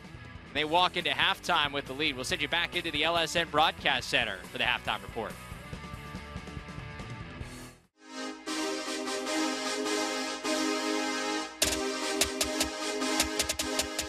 You can see them looking for those skip passes. And that one goes from downtown. Teo Domic, his first of the day. Just an outside rip. Yeah, saw a little bit of that in the first half. Everybody, alongside Brendan Glass-Sheen, I am Tom Esch, and St. Joe's with a 1-goal lead at the half in Philly. Pretty exciting back-and-forth battle there. Yeah, 3-2 I think was the number we got. St. Joseph's making this a tight contest. We're going to have Chris Marshall here in a moment. He's standing by. We'll also hear his thoughts about that first half in just a moment. Yeah, pretty exciting for sure. Let's update you on what happened with the highlights, shall we? Let's get out there to a snowy atmosphere in Philadelphia this afternoon. 3-2 St. Joe's, but Drexel with a response early to make it 3-3. That's Matt Soran there with the goal, his first of the day, of course. A little bit later, it's St. Joe's on the man up in the second. That makes it 4-3. Teo Domic, you just saw him there at the top of the show, his 4th of the season. First of the game, of course. Drexel, though, responding with a man up of their own. That ties it at 4. Matt Soran once again, his 2nd goal in a row for the Dragons. See it one more time, getting in there and scoring in the crease. It looks like a good goal. I think it is a good goal. All right, 4-4. Yes, there we go. It's all tied up. Everything's tied here. Later in the second, Marshall King getting his own goal there. Not to be confused with Chris Marshall. His first name is Marshall. That's the thing about having 2 first names. If you're Chris Marshall, we'll be joined with in just a moment. Very nice. At the half, here are some of the stats for you guys to take a look at. 3 different players with 1 goal for Drexel. You saw Storm with a couple goals. And you have 6 different goal scorers for St. Joseph, so really spreading things around. For goalkeeping-wise, you had Adler with 5 saves and Blumenthal with 4 saves of his own. All right, so let's get another look at stats here. Team stats, 8 face-off wins for Koita for Drexel. So just a small edge there. Goalies have played well. Shot differential is just -1 for St. Joseph's. And the Hawks do have a 1-goal lead through 30 minutes of play. Both of those goals, by the way, for Sorian were on the man up. 2 for 5 advantage for Drexel on the man up to St. Joseph's 1 for 5. All right, let's bring in our pal Chris Marshall. He's joining us now over the phone, or over Skype, I should say. He's going to be on camera with us here. Chris, video chat. Video chat. That's what it is. There you go. That's what it's called. What do you make of that first half? St. Joseph's climbing right back in. Yeah, I mean, I think St. Joseph's is doing a really good job of capitalizing on the mistakes that Drexel's been making. I think you look at this Drexel team over the course of the season, I think they're better than their record. A couple of bounces that didn't go their way early in the season, lost a couple of 1-goal games, including 1 in overtime. So I think this is a stronger team than their record, but they're playing really sloppy out there. And I think you got to cut them a little bit of slack, obviously, because of the weather, but 50% on the clears is just not going to cut it no matter how you're thinking. And you look at St. Joe's on the other side, they've only missed one of the 7 opportunities to clear the ball. So that's something that's absolutely going to have to get cleaned up. But I think they did a good job being resilient after taking that 2-minute unreleasable penalty, which in my mind was maybe not the right call. I mean, I think it's probably a penalty, but I don't think you need the 2-minute unreleasable. There, it looked like it was shoulder to shoulder, even if there was some contact between the helmets. It wasn't the initial contact, but I think they did a good job being resilient and not letting that take over the game. Do you think the offensive side should have been a little more aggressive in that situation to try to get a few more shots on net? It's tough. You know, I was listening to Mitch talk about it on the broadcast, and you want to kind of put yourself in the middle. I mean, 2 minutes is a long time. So you want to make sure that there's a little bit of urgency, but you don't want to be so fast that it's sloppy and causes you to turn the ball over, because it's a great opportunity. So, I mean, if you're able to score a goal in 15 seconds, then that's great. But if you take a shot and maybe it doesn't get backed up, or you have a turnover trying to force the ball in there, then theoretically, you look at Drexel with the opportunity to run off 90 seconds of your 2-minute penalty. So I think they did a good job of finding the shot that they wanted and taking it. So I think you maybe speed it up a little bit, maybe one less rotation. But I think you still got to go into your offense and use what works. I don't think you can change it too much, even when you know you've got 2 full minutes. Chris, we just looked at some of the team stats, and one that jumps out, Drexel's just 5 for 10 in the clearing game. What has been the issue for them to clear the ball, and what type of issues have the St. Joseph's Hawks caused defensively?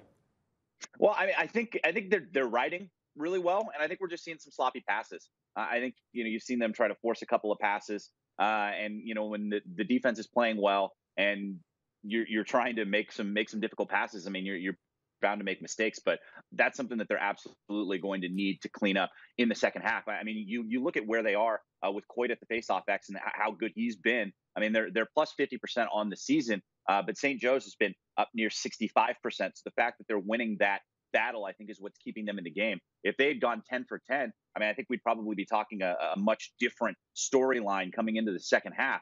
Based on the amount of possessions that they'd be able to have as a team. So I think that's really holding them back. If they can continue to have success at the faceoff X and really control possession in this game, I think they should be able to pull away in the second half. But again, I mean, it's cold out there. Your hands get tight and achy. It's not always the same way when you need to hold your stick and stuff. So it's bound to be sloppier, but they've got to clean it up. Yeah, it sounds like you have a feeling that this should be swayed a little bit more than it is. So does this result in the first half surprise you at all? No, I mean, I think St. Joe's is a decent squad. I mean, they're a team that can definitely score. They've got some players that have been shooting very well from the outside. I mean, I think Blumenthal, getting his first action, the freshman out of Baltimore, has been a little shaky. I mean, he's at 40% on the day. So I think it could be worse. I think if you're Drexel and you're coming in at the break now, you're probably happy. You're only down 1. So I think you can make the adjustments at halftime and get back out in front of this game. I mean, they got their first lead even after playing a sloppy game there late in the second quarter. So I think if they can make the adjustments, then they should be able to win this game. But St. Joe's is doing a good job of hanging around and taking what's given to them based on the fact that they're creating a lot of good opportunities on outside shots. Chris, before we let you go, how about you give us one key for each team going into these final 30 minutes? I think for St. Joe's, they've got to be better at the faceoff X. Over the course of the season, they're just below 65%. They're having a little bit of a tough day today. So I think they've got to be better as a unit. And on the other side, Blumenthal's got to settle in. I mean, you're on the big stage now. He's a guy who's out of Baltimore, who was a touted recruit. It's time for him to step up and start making some of the saves on those outside shots. All right. Yeah. Cool. Interesting. Should be an interesting second half for sure. You got a prediction before we let you go? Ooh. I think if Drexel can clean it up, they should pull away towards the end of this game. They've had a lot of close games this year, Drexel. They've made things definitely a lot of fun. Chris, thanks so much. You can hang on for the after the game, right? Yeah, absolutely. All right, cool. We'll talk to you then. Maybe the beard will grow even more. By the time we talk to you again. Maybe it'll grow on the top too. Who knows? All right, stay tuned. Stay tuned even after the game. We'll be here breaking this one all down, and then you can watch Penn and number 11 Villanova go at it in Philly right around 7:30 p.m. Eastern or so, right here on LSN.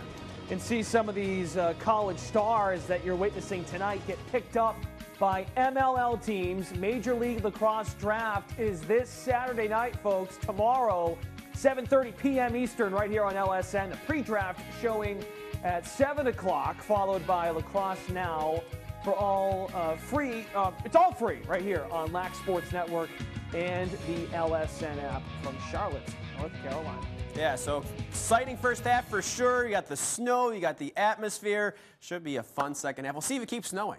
Yeah, I wish I was kind of out there. Like, I know Chris said it was cold, but it's got to feel kind of cool playing in the snow. It sure is. All right, we're back here throughout the game. Let's head back out to Travis and Mitch. Ready to shake your shamrocks at the hottest St. Paddy's Day party in the city. Xfinity Live is bringing you over 175 craft beers from 75 plus breweries at Springfest Live on Saturday, March 16th. Sip on your favorites from Victory Brewing, Terrapin, Leinenkugel, and more with our celebrity co-host, Aunt Mary Pat. Rock out to Split Decision, Bagpipers, Irish bands, and DJs. Enjoy food trucks and inflatable pubs, silent disco, bull riding, karaoke, and much more. Whoa, that's a lot. Don't miss out on the party of the year. Tickets are on sale now at xfinitylive.com.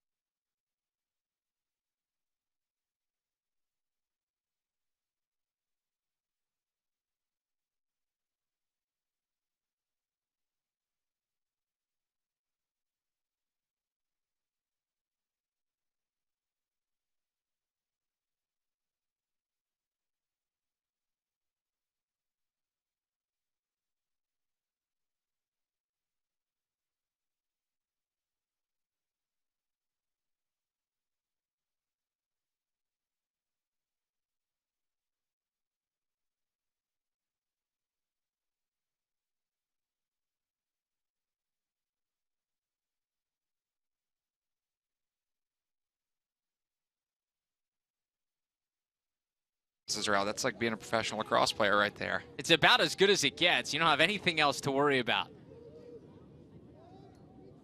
St. Joe's going to work. 30 seconds left on this shot clock. Patterson gets in a little trouble, runs out of it. Shot never got through. Good deflection there by Stabbert. St. Joe's attack trying to get involved. It was all the midfield for St. Joe's in the first half.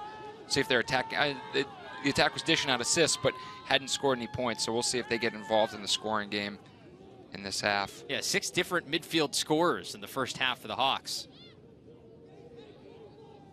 Brought up Coach Ray wanting to push transition, obviously getting one from the defensive end with Jack Anderson pushing it. That's helpful. And then some unlikely goals from senior LaRose and Evan Campbell scoring. It's nice to get that. Tough angle shot from Varian goes. His second of the day.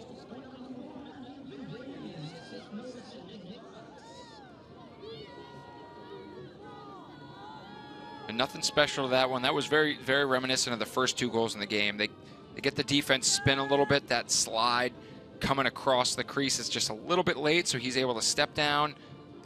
And I don't know how he beat Adler there. It looked like Adler had a great spot, was hugging that pipe, and it must have just snuck past his leg there, short side. Varian coming off a game. It was a tough one for the Dragons overall, but he had a nice night against Jacksonville. 3 goals and assists, morning. That game was actually moved up to about 11 a.m. last weekend. They had a bunch of weather to worry about in the area. Different climate here tonight, as we've got some snow flurries and chilly temperatures in Villanova. We talked about the gear that these teams have. Part of it is you got to be prepared for 80 degrees and rain, and then you got to be prepared for snow in the middle of March. I appreciate all the short sleeves tonight, though. Not a lot of sleeves going on. So you got a shot in transition from Sean Quinn, backed up by the Dragons. It's really the first time we've seen any long poles from Drexel come over the midline. And they've pushed a little bit of transition, but the passing hasn't been crisp, so it's been tough for them to finish. We've seen a couple drop passes at the end, or St. Joe's, frankly, doing a great job of getting and knocking those balls down. Reed Bowering trying to play a little 2-man game. Something he's comfortable with as a Canadian, growing up in the confines of box. Nice takeaway from Liam Hare. Got Adler way out of the cage. Makes his Varian fall down. Showing off the athletic ability. Great story from Mike Adler. He actually was attacked by a shark when he was going through his high school recruiting phase. And it was bitten by a shark. That kept him out a little bit during his high school career. And so he was kind of late on the scene when it came to schools recruiting him. But Tony Seaman, the now Denver Outlaws head coach, a high school coach down in Florida, played against Adler's team in a state championship, and Adler played so well that Seaman called Taylor Ray and said, hey, you got to take a look at this kid. It's nice when you have those scouts out there, right? eyes in the sky for you, finding the gems. And that's with so much lacrosse being played, there are guys that are sneaking under the radar right now. And so having people that you trust and that you know how to scout talent, like, you're going to find those guys more and more. And so those stories are so cool to see. And especially to have a kid like that then have success, right? Right, it's like exactly. Not only does he get to be part of a great Division I program, but he also is leading them. Literally, he's been called the backbone of their defense by Coach Ray. In just his 2nd season. Still just 10 seconds here on the shot clock for St. Joe's. Spin shot saved by Blumenthal. Nice early stop in this 3rd quarter for Ross Blumenthal, the freshman making his first career start. And Travis, looking down the stats from the first half, it was pretty even across the board. The one stat that jumped out to me was Drexel was only cleared at 50%. They were 5 for 10 clearing. Now, turnovers were pretty even because they were throwing the ball away all over the field by both teams. But that clearing stat, you have to clean that up. And even just that last clear, you had the goalie and the defenseman right next to each other. You want to do a better job of spreading out, using all of that space on the field to make sure you can find that easy pass because you have an extra guy always. Harris's shot stopped by Adler. And a long clearing pass. Good find to Andrew Chilson. And the defensive midfielder gets it to this offensive unit for the Hawks. I don't know how Andrew Chilson got up there so fast. They might have been trying to sub him to the midline. Yeah. Or he was cherry picking, one or the other. And a turnover there on offense will give it right back to Drexel. And this is what we're talking about, right? Drexel's got to clear here. If they don't, they get a turnover, but St. Joe's just had a turnover by throwing away. So this is where things have evened out. Despite Drexel's failures to clear it, things have really evened out because both teams have thrown the ball away a little bit. Colin Mailman showing the athleticism. Had a hat trick in that win over Michigan, including 2 goals where he just absolutely shook his defender, created an opportunity for his own shot. A couple of really pretty plays. Yeah, and you'll notice I think St. Joe's is doing a good job of getting out in his gloves, and he hasn't had that room to really get the run and get that step and that shake. Varian has loved that angle. It's not an easy angle to shoot from, but he's kind of found some ways on that near side alley to beat Adler a couple of times. Mentioned Adler's athleticism. You can see him explode up on those high shots. He hasn't been beaten much on high shots. Everything's been low, and that's something I noticed in watching film on him. He does a great job on everything high, exploding up to the ball.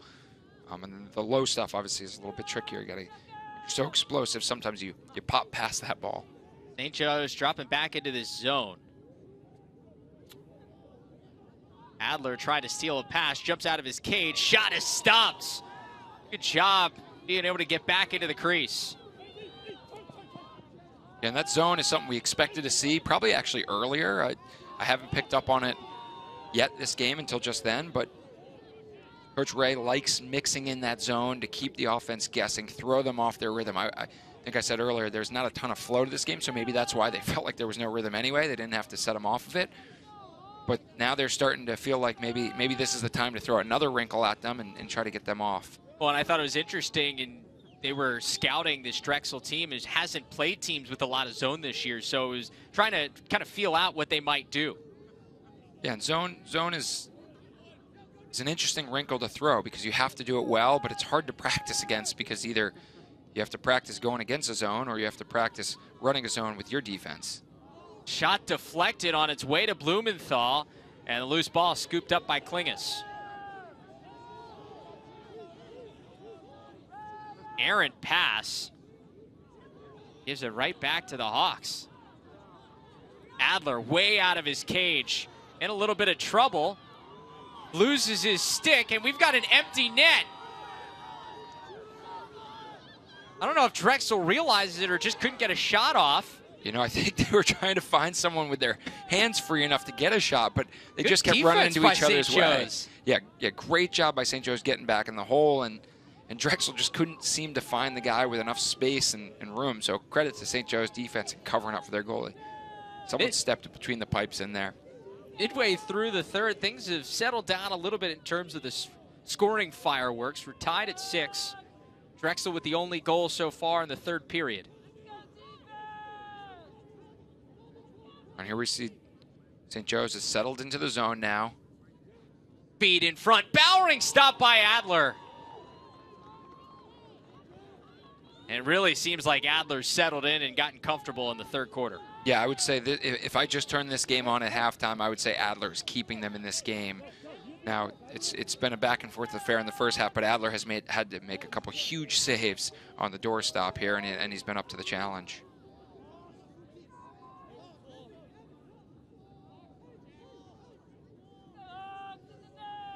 St. Joe's team looking for offense for the first time in the second half. And all midfield scoring so far. 6 different midfielder scorers for the Hawks. They are playing without one of their starting attackmen, which has been something to watch here tonight. Shane Fable not in the lineup. He was doubtful coming into this evening, suffering an injury.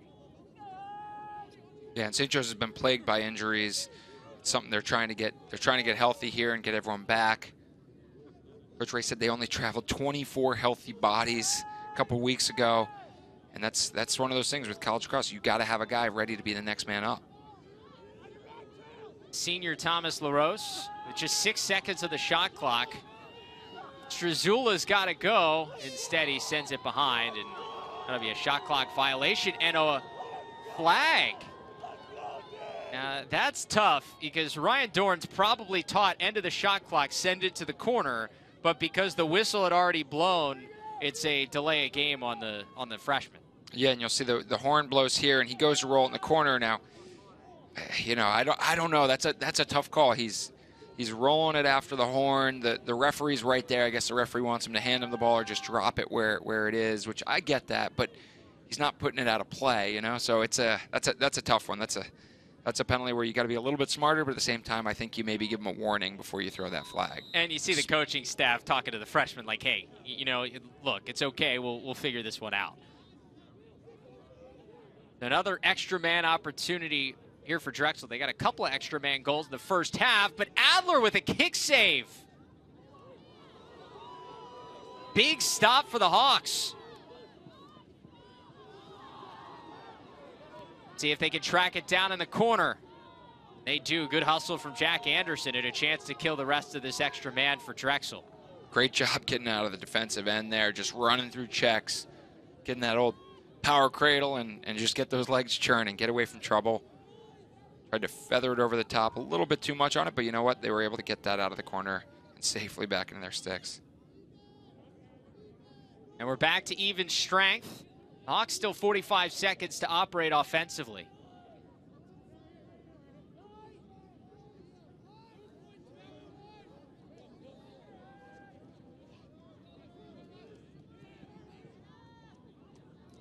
Getting all the way through the defense.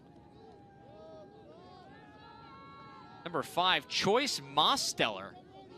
Shot sails wide, but still 20 seconds to operate. Patterson, skip pass, back up top to Mosteller.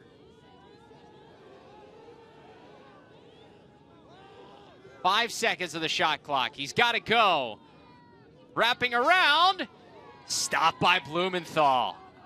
Blumenthal looked like he got a piece of that, and I think that went off the pipe after. And Mosteller coming in, really, these might be his first minutes of the game. I haven't noticed him prior to this, but two great dodges. The first one, beat his man, and then beat the slide as well. Just couldn't get his hands free, so good job to Drexel to get in the gloves there before he could shoot it. And then that second one, really taking that second step was the key, and being patient, knowing that he had another second or two, but just wasn't able to sneak it in that near side pipe. The defensive end has been the struggle part of the game for Drexel, and it seems like here in the third quarter they've kind of settled in a little bit better. Yeah, between saves and communication, those are the two things that you got to count on. Varian in front, around the back, and Adler kept it out. What a stop by Adler. I think that was Nick Fox with the around the world, or as the Canadians call it, a turbo, all the way around, and that hit Adler, bounced along the goal line, and had enough backspin to kick out the wrong way. But man, that would have been a highlight goal if that had gone in. Probably could have shot that normal, by the way. I think he had enough time.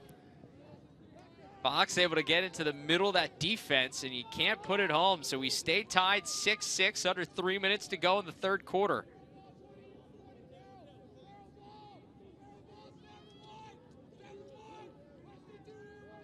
St. Joseph's yet to score in this second half. You see there, it's been about a quarter since they put one home. And that one rings the pipe. Struzula couldn't find it inside the post.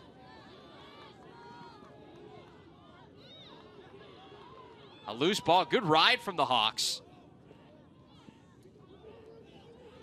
More issues with the clearing game for Drexel here. They've started to organize on defense. Now they got to organize getting the ball from their defense to the offense, because they're getting the stops now. Their slide timing seems to be much better.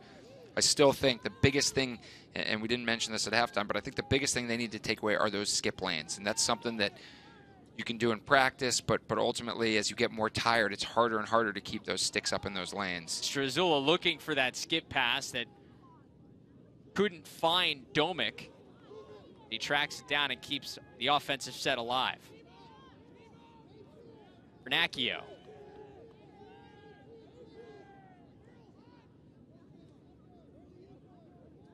Drexel seemed content to keep those wing dodgers down the alleys. They're feeding it through X, and then St. Joe's has still been able to pick off those skip passes through the middle. So if they can take those away, St. Joe's is really going to start running out of options here soon.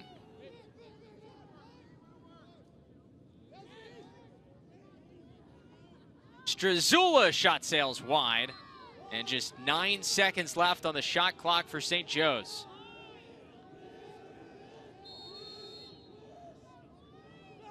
Here you can see the St. Joe's midfielders starting to fade up to the box. You can see him just turning and going. They know the shot clock's going. Instead of giving up that transition, it's like, look, if he goes to the cage, I need to get back and get a short stick on to play defense for me or get a pole on first. Well, the other thing it does is that you can set up a ride here with a minute to go in the third quarter, make things difficult for the Dragons, but Drexel has no problem getting this one over midfield. Absolutely. You see Matt Popek in the middle of the field, played with the Israel national team. Coach Ray talked about how much great experience that gave him playing on an international stage, I should say, getting to play with and against such great players. And he's been really impressed by Popek. Popek scored his first goal a couple weeks ago against Delaware and has been playing really strong lacrosse. Yeah, and LSM, who actually took an entire year away from playing college lacrosse last year to coach and teach the sport in Israel, getting ready for those world championships and playing for the Israeli national team. Pretty cool opportunity that they've done with Israel lacrosse, and so many guys getting to showcase the sport over there this summer. Pass down low, Varian couldn't handle it. And good takeaway there by Tyler Makar. He sends it way down to the other end. Great lift there. And Makar able to keep the Dragons off the board at the end of the third quarter. Drexel, the only team to score in quarter number 3. So we enter the final 15 minutes, all tied up at 6 apiece. Matthew Varian with a goal. He's got 2, but the Hawks and Dragons locked in a good one.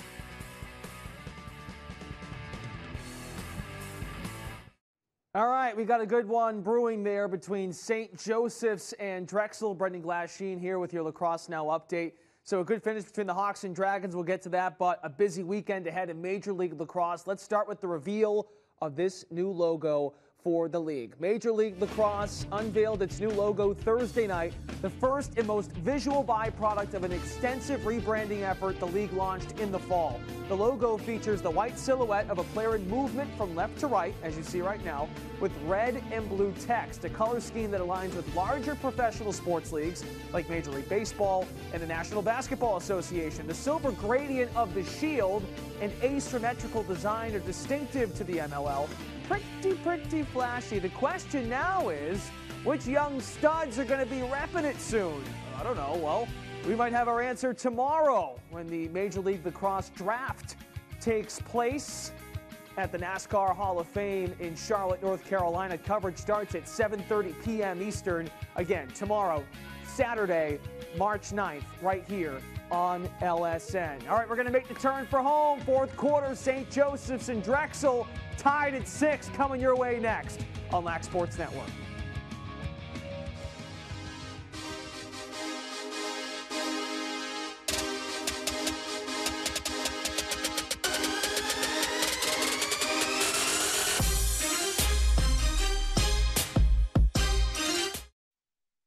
Mike Adler from St. Joe's standing by the heater, trying to get fired up for the final 15 minutes, but he has been good, especially in this third quarter. Travis Eldridge, Mitch Belisle back with you. Mitch, we saw Adler really get comfortable in the third. Yeah, we talked about those high shots, staying high to high, exploding to the ball. You'll see here in this package so many shots where he was able to jump up and just pop those things up. And then the big thing is he's so athletic, he's sparking things in transition as well, and at least getting the ball up and out of their end, which is key. And even get down on some low ones and being able to really just cover a lot of ground in that net. Got a little help from the pipes and a little help from some backspin as well in this third quarter. Overall, Adler with 9 stops. That may be the most entertaining one in front on the Around the World shot from Fox, and he was able to keep it out. The younger brother of Denver Outlaws faceoff man Max Adler, Mike, making a name for himself in goal for St. Joe's in just 2 years with the Hawks. And Drexel hasn't had a ton of time with the ball in this half, but they have had some great opportunities. And so Adler's bailed them out, and so where they've made up ground in terms of getting quality shots, he's taken that back away. So it's really going to come down to trying to get some possessions for the Dragons, and then at the end of those being able to capitalize, because right now it's been all St. Joe's in terms of holding on to the ball. Drexel with a 9-7 face-off win advantage entering this fourth, but St. Joe's able to scoop up the first loose ball and get the first offensive set. Hawks looking for their first goal since the first half. The bounce shot does not go, but kept alive. And they cash in. It's Ryan Doran with his first of the night. Hawks back on top. And Ryan Doran, that's the first goal by an attackman in this game for St. Joe's. Does a great job of setting his feet, and that's what happens in transition. Is typically it's not the first guy down or the first pass. You see they actually get the ball to X. That turns the defense's head. You find the gaps then. They feed it over, and he takes a great set shot from about 8-7 yards out and stings it. Nice job beating Blumenthal high to high there and really just making him pay. The 8th goal of the season for the freshman from Melville, New York. Scored 5 goals against Fairfield with 6 points in game number 2. That was a 21-10 win for this 3-2 St. Joe's Hawks team. A violation for Drexel, so 2 quick face-off wins for the Hawks. And they go back to work. We were talking about it in the break. The possession advantage for St. Joe's throughout this game has been very apparent. Well, and that keeps coming back to the clearing game. If you can't clear it, then you don't get the ball to your offense. And so while they have had some chances as St. Joseph's turned the ball over, typically it's not with their settled, get it to their offense, settle it down, get their midfield in. And so that's where they really haven't been able to get into that rhythm because they have a balanced scoring right now. Drexel does. They've got 4 from their attack. They've got 3 from their midfield. Or, I'm sorry, 3 and 3.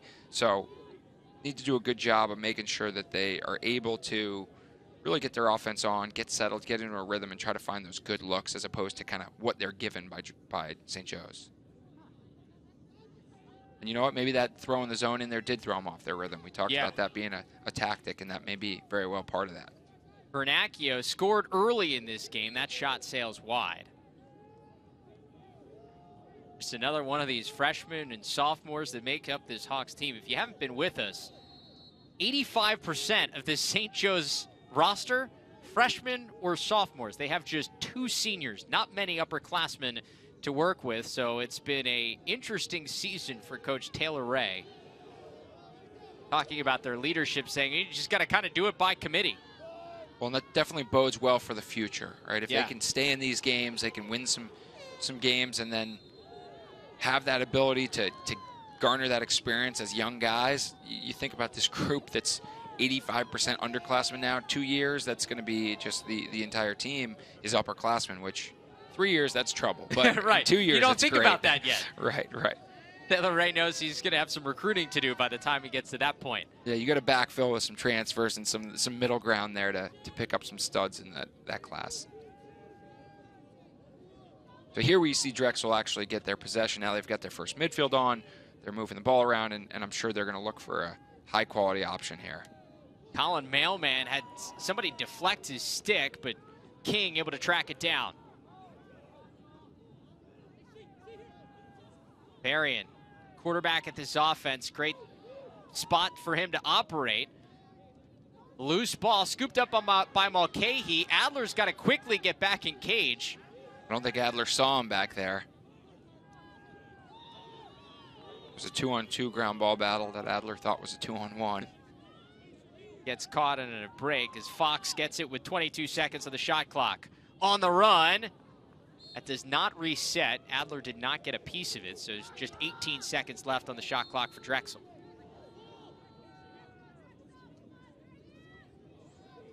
Kay and Varian working behind the cage. Mulcahy dragged down. Somehow gets rid of it, and it's stolen away by St. Joe's. They're calling a loose ball push there. And a fresh 80 seconds, which is more important. Most importantly, they get to now get settled again.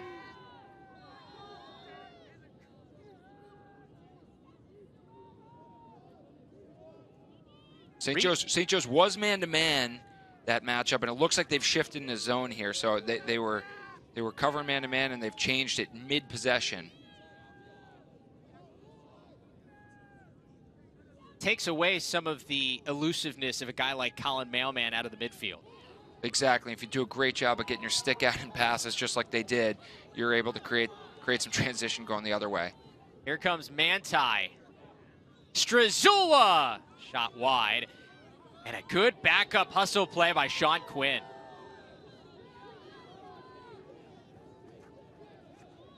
read that shot and now gives Drexel a chance to clear. The freshman Blumenthal coming out of the goal gets it to Klingus.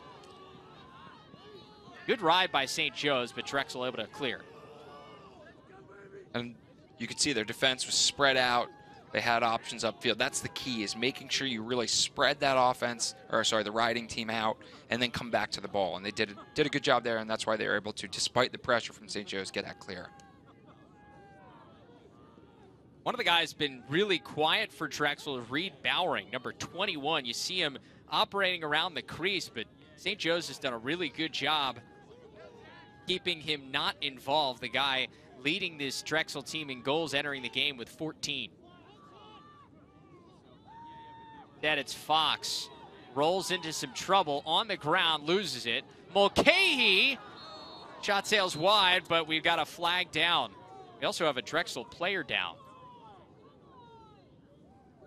And you mentioned Bowering wearing 21. He's being covered by number 21, Liam Hare. Hare got a concussion, a bad dirty hit in the Delaware game. Yeah, and then, about a week and a half ago. And then was cleared to play this week, so Coach was really excited about him coming back, and he's been able to do a great job against Bowering. Get another look at the flag.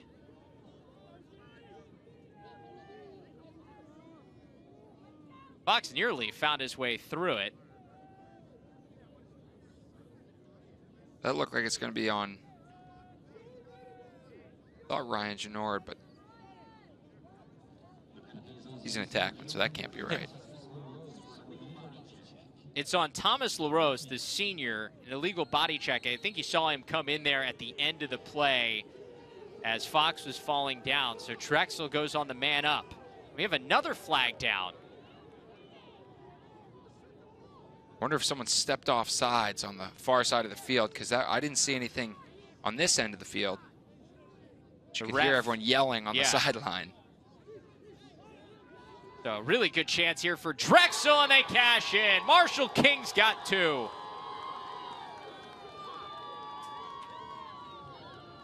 Travis, that's the first outside shot that's beat Adler, at least in the last 2 quarters. So everything that Drexel had been scoring had been nice and tight inside. Marshall King just steps in and absolutely lets that fly. That's that like low hip bouncer. That's another box thing. His brother, Jesse King, played with him for a long time on the Georgia Swarm. Great guy, actually. He was texting me during the breaks telling me that he had the same assessment of Marshall's earlier shot that missed there wide. We go. So shout out to Jesse King watching his brother, but he's got to be proud of him for that one. That was a great shot right off the hip, bounced it low to high, was able to beat Adler there, and that's a big goal for Drexel. You know, big brothers are allowed to be critical. I think it's required. Yeah, exactly. He's giving him a tough time, but Marshall King's now got 2 goals, and he's evened this thing back up under 10 minutes to play.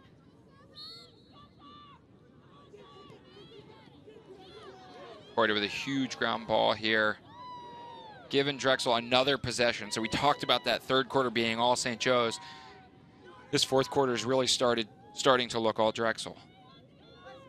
And the goal wipes out that pending penalty, so we're back to even strength here.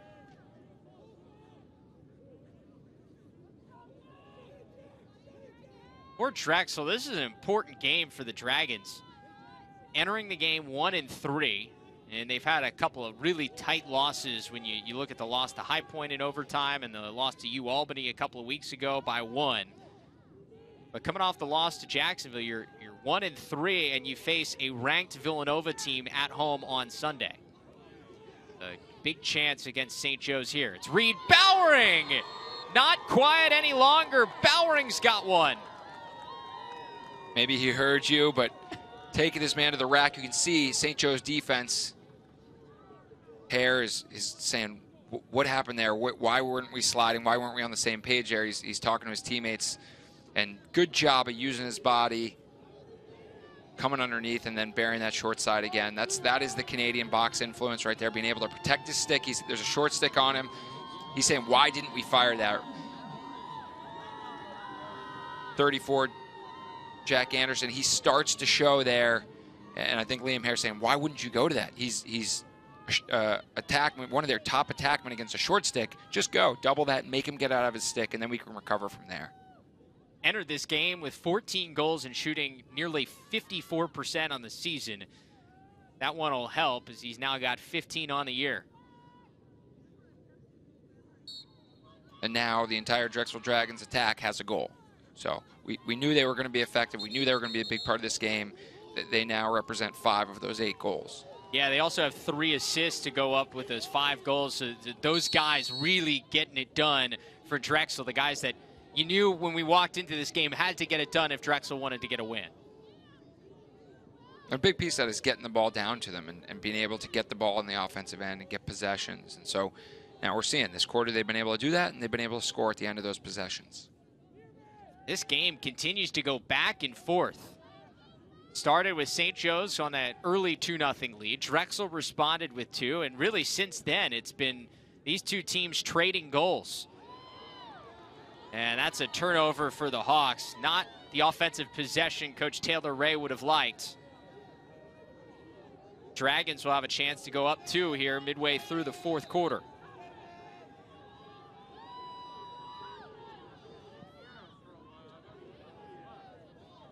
Quinn lost the pass to Fox.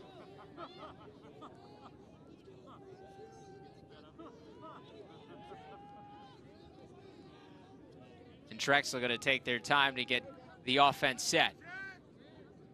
Well, this is where, Travis, this is where the shot clock, I think, is a good part of this game now. Is Drexel can't kill 8 minutes here, right? They're only up by 1, so I don't know that they would have tried to take the whole thing, but they definitely would have taken longer than 80 seconds, I think, to get it to the cage. Now they're going to be forced to at least get a look here.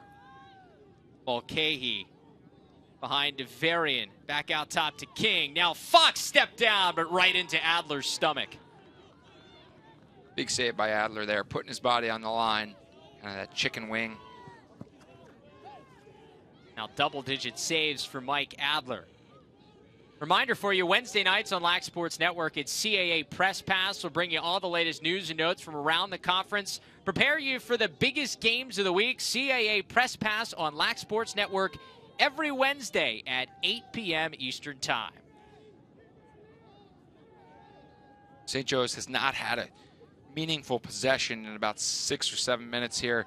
They're going to really want to settle this down and end with a good look. I think they've given up a couple passes, have taken shots that they haven't been able to back up. So this is where they're really going to want to make sure that they're getting a look they feel good about, and that's not it. Yeah, pass couldn't be handled in front. And Drexel's Cam Harris showing off the athleticism. Great play and a chance in transition. Download of Varian. Adler couldn't get all of it, and Varian now has a hat trick. Adler's frustrated with that. He got a big piece of it, but it just overpowered his stick and twisted in. Bowering was wide open on the backside, so I think you're damned if you do, damned if you don't in that situation.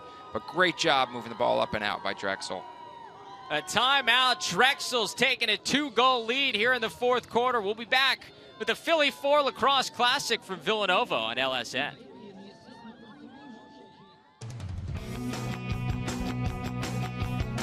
Hey everyone, Tom Eschen here in the LSN studios. It's MLL Draft Weekend, Saturday night, 7:30 p.m. Eastern, live from the NASCAR Hall of Fame in Charlotte, North Carolina. And as the college season goes, we're getting an up-close look at the prospects that might be future pro stars. The MLL has a list of about 90 college prospects on their website that could be picked on Saturday night. Pat Spencer of Loyola projected to be top pick by many. We'll see if he decides to play basketball or not. Other guys in the list, other than this list you see here, Joey Ficarro having a big season for Nova, Jack Jasinski of Ohio State, Simon Matthias, who we had on the show this week, of Penn, playing in the Philly 4 Lacrosse Classic, Brendan Sunday, the subject of our Player of the Year watch this week, along with Zach Goodrich.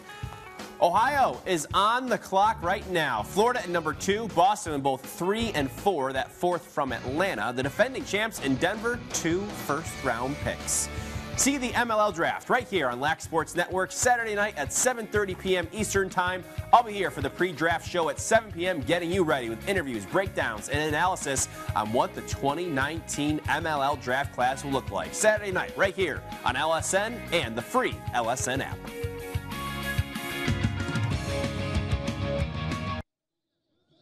Welcome back here to Villanova Stadium, the first game of the Philly 4 Lacrosse Classic. Remember, we've got the second game of this doubleheader tonight coming up About 45 minutes after the conclusion of this one, Penn and 11th ranked Villanova, a couple of traditional Philly rivals going at it as part of this two-day event. We'll, of course, have the 2 games on Sunday as well as this Philly 4 Lacrosse Classic shifts to Drexel.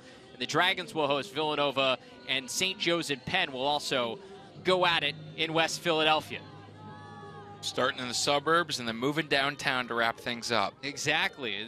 The snow probably deflating some of the excitement around this, but the coaches were all so excited about getting this event off the ground as Jimmy Coita wins a face-off here. Under 7 minutes to go, and they've got a timeout by Drexel right off the face-off win. And Coach Brian Volker wanted to preserve this possession because he knows how golden of an opportunity it is to go up 3. Yeah, what they call a 2-goal lead the worst lead in hockey. I think it's not much different in lacrosse. And check this play here by Cam Harris to start the transition opportunity for the last goal.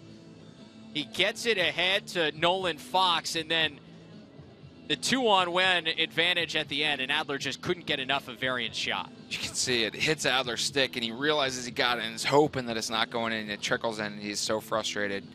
But you can see Stephen Boyle firing up the troops there, former Boston Cannons teammate of mine and opponent with the Rattlers. Definitely got the offense clicking here. They're feeling good.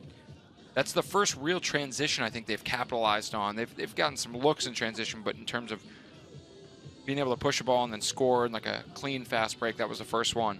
And I love the play from Cam Harris. He's a guy who scored that game-winning goal against Michigan a couple of weeks ago in that crazy come-from-behind win out in Ann Arbor. It was a midweek game, an impressive Drexel win for them. And when I talked to Coach Brian Volker after that game, he said, look, he's got the green light to go. He likes to get up and go in transition, really good athlete.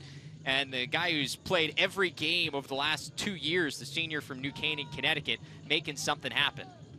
Yeah, and it seems like if your name is Cam, you're really good at pushing the ball from the D. And Cam Holding, another Canadian guy who's unbelievable at pushing the ball up in transition. Denver had a Cam, I'm blanking on his last name, but I think if you're named Cam and you play defense, you're pretty good at moving the ball upfield. Coming out of the timeout, Dragons looking to take a 3-goal lead for the first time tonight. Get it to Reed Bowering with a short stick matchup. This is an interesting spot for Bowering. Skip pass over to the backside, and that is gorgeous. Bowering to King, and King's got a hat trick. And that's the Canadian no-look right there, skipping it through the defense. I feel like I keep talking about skip passes, but it's such an important part of the game. Is there's 2 ways to score in lacrosse. One is you beat your man and you score, right? And the other way is you beat your man, you get the defense rotating, and then you find the open guy. And that was an example of he beat his man, he drew 2 to him. That forces everyone else on the backside to have to adjust. That opens up some seams, and great job by Marshall King. That was almost an alley-oop there. Hit him with a pass on the run. He catches it and buries it in the back of the net. What a fourth quarter so far here for Drexel. Outscoring St. Joe's 4-1 in the fourth and 5-1 in the second half. Currently on a 4-0 run.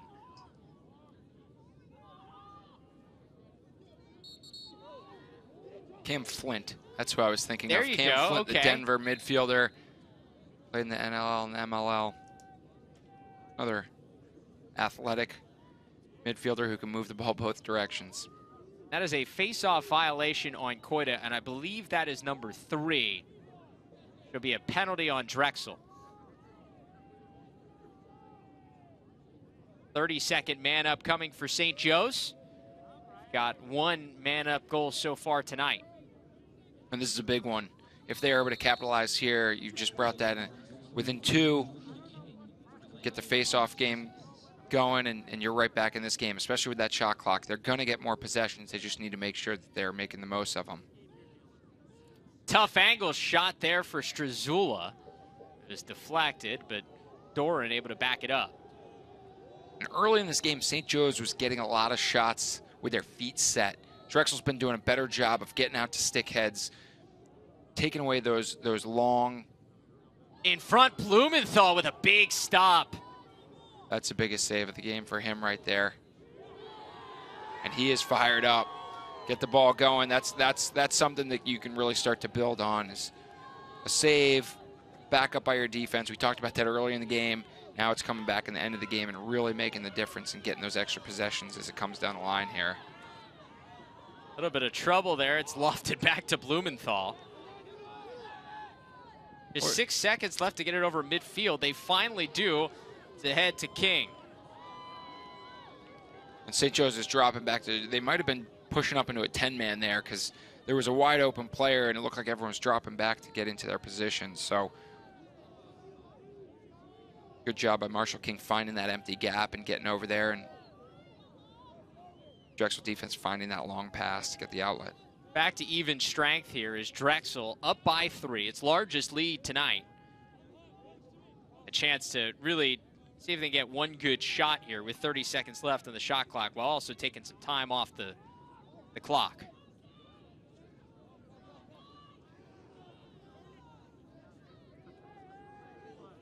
Mulcahy giving Drexel a lot of good minutes here tonight.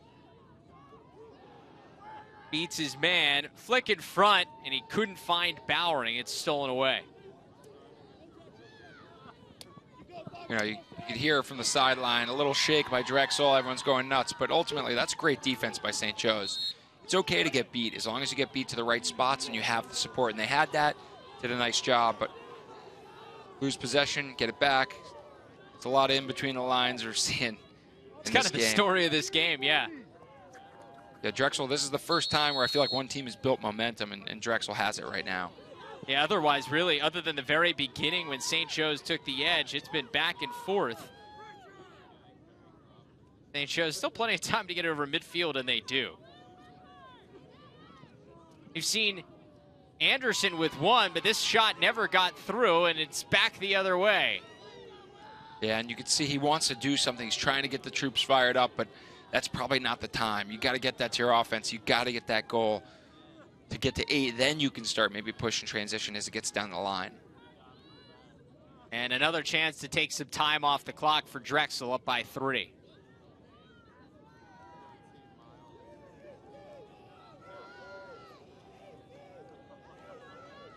See Drexel getting some new bodies out there, giving their first-time midfielder rest. Ryan Janor coming out.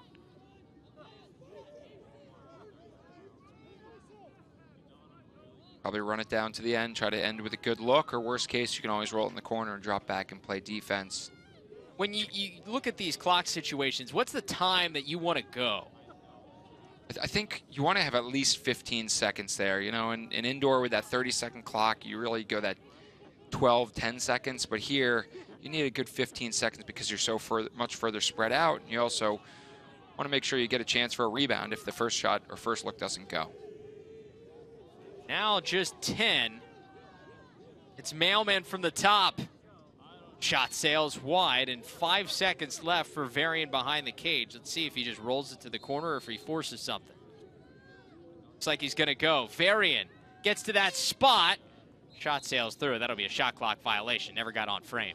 Yeah, and that's a good take because he comes around. You can see everyone else had vacated to drop back into the ride. So that's okay. That's the one time where I think it's okay. As long as everyone's on the same page and supporting you, that's when you can go and take that Hail Mary shot without too much risk. So this Hawks offense that scored put some big numbers up at the beginning of the season, but an offense that Taylor Ray didn't expect to put up big numbers consistently. It's got 2 minutes to try to find a way to score 3 goals. Yeah, and they haven't been able to penetrate that Drexel defense this whole half, so we'll see if they can find those skips and those outside looks that were going for them in the first half. Doran rolling toward the crease, shut down. And no dive shots yet this game. No one's really come close to the crease. Blumenthal with another stop. And that's a tough play by Sean Quinn there. He tried, you're taught to clear out the crease, but Will Stabbert's on the ground, kind of tabletops that man. That's going to be a push call anytime. You're better off just standing next to him and making sure there's no rebound opportunity there. So a fresh 80, but we're now in a situation where when Drexel gets the ball, they can run out the rest of the clock. There's a dive, but Blumenthal able to keep it out, and that's a crease violation. I got to give a ton of credit to Blumenthal. Yeah. He has stepped up huge. Slow start. This half. He gave up 3 goals on 3 shots. Things were looking shaky. Made a couple saves. Towards the end of the first half, started to really get into a rhythm. And then he's made some big saves. Doing a great job covering up that 5-hole and the low shots that St. Joe's been taking. Those outside high heat rips are what beat him earlier, and they just haven't had those looks because Drexel's been doing a good job of getting out in the stick. The 3rd different goalie to start for Drexel this season in just now 5 games. Started with John Van Sickle, then they went to John Ralston. Now Ross Blumenthal, the freshman from Baltimore, getting his shot, and it looks like he's going to walk out of here with a win. Mailman with an empty net. Sends it to the corner. Just 18 seconds left for the Dragons to run this thing off. Yeah, and they've got more time than there is on the shot clock, so don't expect they'll take a shot unless they have to. Try to just bury this ball in the corner. And Marshall King, nice performance from him tonight. He had 3 goals, and Drexel walks away with a 3-goal win. How about Ross Blumenthal? All sorts of excited for his first career victory in college. Well, Coach Volker may have answered the goalie question here tonight, getting that win, and shaky start, but like we said, came on strong in the back half, made the huge stops that he had to late, and that's got to be encouraging. When you look at the second half, because things really changed after halftime for Drexel, they outscored St. Joe's 5-1 in the second. What was the biggest difference maker in half number 2? I think they took care of the ball. They didn't throw the ball away on the offensive end. They were able to clear it successfully most of the time.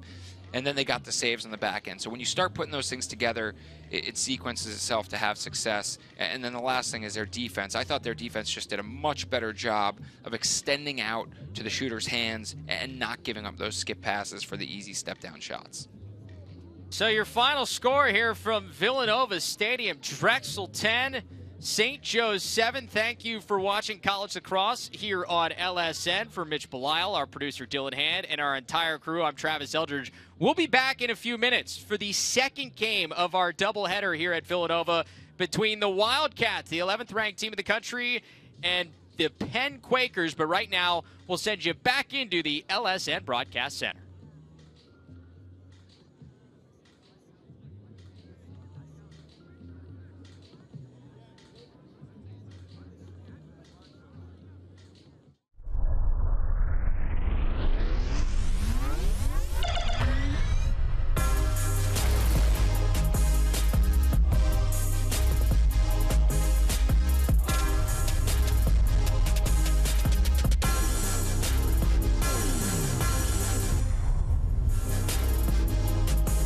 Everybody, that's Brendan Glasheen. This is Tom Eschen. Just wrapped things up in Philly for now. Drexel taking down St. Joe's 10-7. Yeah, next up tonight, Philly in Philadelphia. Penn taking on number 11 Villanova. That's starting in about a half hour. We're going to take you up until there. Yeah, but first, let's go right to this game and break this one down. As a whole, you can see the snow flying there at Villanova. Quite the scene, like a snow globe a little bit. But here we go to the game. Man up, Reed Bowering to Matt Sorian. 3-3 all tied up here in the first. Let's go to the second. It's still tied. Nate Patterson to Teo Domick at the point, fires on net, breaks the tie. 4-3 St. Joe's. Another man-up opportunity converted. A little bit later in the second now, Mike Adler was really good in goal, especially in this man-up opportunity. Drexel had about a 2-minute man-up, and he really stood tall for St. Joe's. You see Adler right there in front making several saves for St. Joe's in the process. He had 10 on the afternoon. Later on in the second, it's all tied up at 4. Marshall King on the rebound to score. Beats everybody. It's 5-4. Drexel taking the lead in the second quarter. But St. Joe's takes a 1-goal lead in the second half and can't add to it at least for most of the second half, because there's Matthew Varian ripping a shot, making it 6-6, as Drexel adding now to their lead, as Nate Patterson passing to Ryan Doran, lasering the shot in. St. Joe's goes up 7-6 on the other hand, St. Joe's still up 1. Here's Marshall King, who smokes one past Adler there. It's all tied up, so we had a little bit of back and forth action going until, Drexel started to pull away a little bit here. Now getting that 2-goal lead. That that shot by King did knock Adler down, actually. All tied up at 7. Drexel taking a 1-goal lead a little later in the 4th. It's King to Matthew Varian again. Drexel takes a 9-7 advantage. Varian's 11th goal of the season. He had a hat trick on the afternoon. 10-7 the final. King had a hat trick as well. Varian finished with 5 points. On the other hand, for St. Joseph's, they had 7 different people score a goal in this one. And that accounts for the 7 goals. Pretty remarkable stat there. As I mentioned, Adler finishing with 10 saves as well. All right, Chris Marshall is back to break it all down. Well, I guess that's why we bring you on, sir, because you did call it. Drexel would make a run. They score 5 of the total 6 goals in the second half, including 4-1, outscoring St. Joseph's in the 4th quarter. What changed? I think St. Joseph's probably started to get a little tired, and I think you saw the best players on the Drexel squad really start to step up. I think you look at Marshall King's game; he was really playing with a lot of confidence in the second half, and I think you got to be proud if you're older bro. Jesse, who I know was watching, I was listening to the broadcast as well, but he was really the catalyst, and I think the defense had to react a little differently because of the way that he was playing, the level that he was playing at, and that opened some things up for Reed Bowering. And I have to say, Hare did a pretty darn good job on him for the first 3 quarters, but Reed Bowering was able to open things up in the 4th quarter, and once he started getting going, it opened things up for everyone, and so they finally started to play a little better and clean things up in terms of the turnovers. Yeah, we talked a lot about St. Joseph's and killing off penalties and things of that in the first half of that nature, and Mike Adler was really good in goal, I felt like, for most of this game. What'd you see from him that sort of kept St. Joseph's in the game, at least for a little bit of the 3rd quarter, too? It comes down to, I think, playing with a lot of confidence. And I think specifically in the 3rd quarter, I mean, he was absolutely lights out. Drexel could have pulled away earlier in this game, but he was the one that was slamming the door. Another younger brother of a pro player, Max Adler, is his brother. So a couple of guys playing really well, I'm sure, making their families proud. But I think when you look at his game, he was right at 50%, which is decent. And the saves that he was making were difficult saves and ones that kept his team in the game. I think his offense let him down a little bit, not being able to get a few more on the board. But I think if you're Adler, you got to be pretty happy with the way that you played in this game. And when you get some goals in tight, like at the end of this game, there's not a whole lot you can do as a goalie. But I think he played about as well as he could have played. All right, so yeah, why? So let's get into the nitty gritty as to why Adler was successful. And you said there he should be pleased with how he played. I mean, he was aggressive. He was stepping out. He was playing with confidence. He was putting himself in a really good position. I think if you watch his positioning, and even the, I think the goal in the 3rd quarter, one that snuck in, he was in a good position, and it beat him on the near side. So I think when you look at what he was able to do positionally, he was quick with his stick. He was aggressive on his step. And I think all of those things led to him having a really good game. Sometimes you're seeing it better than others, and I think he was seeing it really well coming out of the second half. Did you see Drexel do anything different defensively to sort of make St. Joseph's take some tougher shots, but might have helped Adler as well? Excuse me, on the other end of things too. Yeah, sorry about that.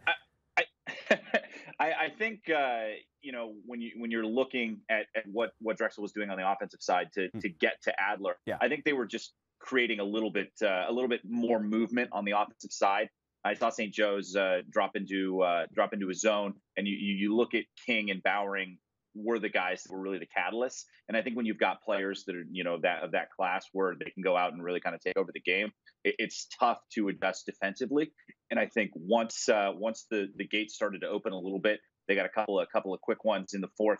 Then I think it sort of demoralized the defense a little bit. And I think they were playing a lot of defense as well there in the second half. So I think Adler kept them in the game, and I think the defense played well. But in the end, I think the better team won. All right, let's close. Again, we have another game coming up tonight between Penn and Villanova, but want to ask about Drexel's chances against Villanova on Sunday. We covered Drexel in the CAA, so we're interested in following the Dragons throughout the whole course of the year. What shot do they have against Villanova on Sunday? I think they've got a decent shot. I mean, they have good players. If you look at their starters, they've got some players who can really play. I think they're going to need an excellent day at the Face-Off X from Kyoto, and I think you look at Blumenthal, if he's going to be the guy moving forward, he's going to have a fantastic game. But I also think that it's going to kind of rest on what happens this evening as well. I mean, if you get a really emotional game where you're going to overtime and you're playing hard for the full game, then that could change things in terms of the preparation coming in. It's not a next day turnaround, but if you play a really tough game and then you have to turn around 2 days later to play, it can sometimes wreak a little havoc on your legs. So I think when you look at this matchup, Drexel absolutely has a chance to win, even though Villanova is a very strong squad. Great. Thanks so much, Chris. Sit tight. We're going to get back to you for a preview of our next game in just a moment. And talking about that coming up, what UPenn, and Nova players and coaches are saying heading into tonight's matchup in just a few minutes. Stay with us right here on LAC Sports Network.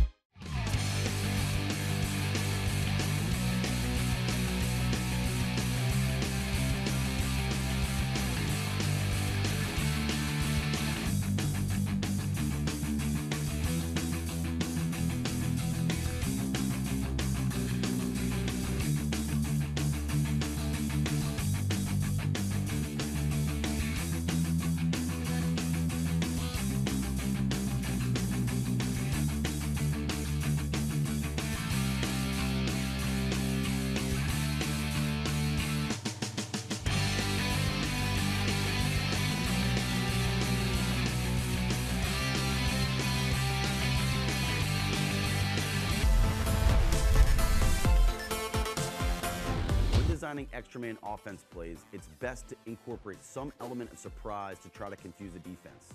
This 1-4-1 to a 3-3 uses a ball side slip screen to try to get an easy look in the crease. It's best suited for intermediate to advanced skill levels. The trigger on this play is the player at X. I'm going to have him go to the left, but feel free to mirror this and you can go to the right as well. He's going to carry to the left side. As this action occurs, we're going to get a little slip screen right here between these two players. The other crease man is going to roll off and be an outlet, and these two players are going to exchange on the backside. In an ideal world, the defense overreacts to this player popping out, leaving an open dunk right on the crease. If neither of these players is open, we want to move the ball to the backside, and this player should turn the corner and shoot and score if no one's covering him. Otherwise, he should have an easy look right in front or a skip to the top middle guy.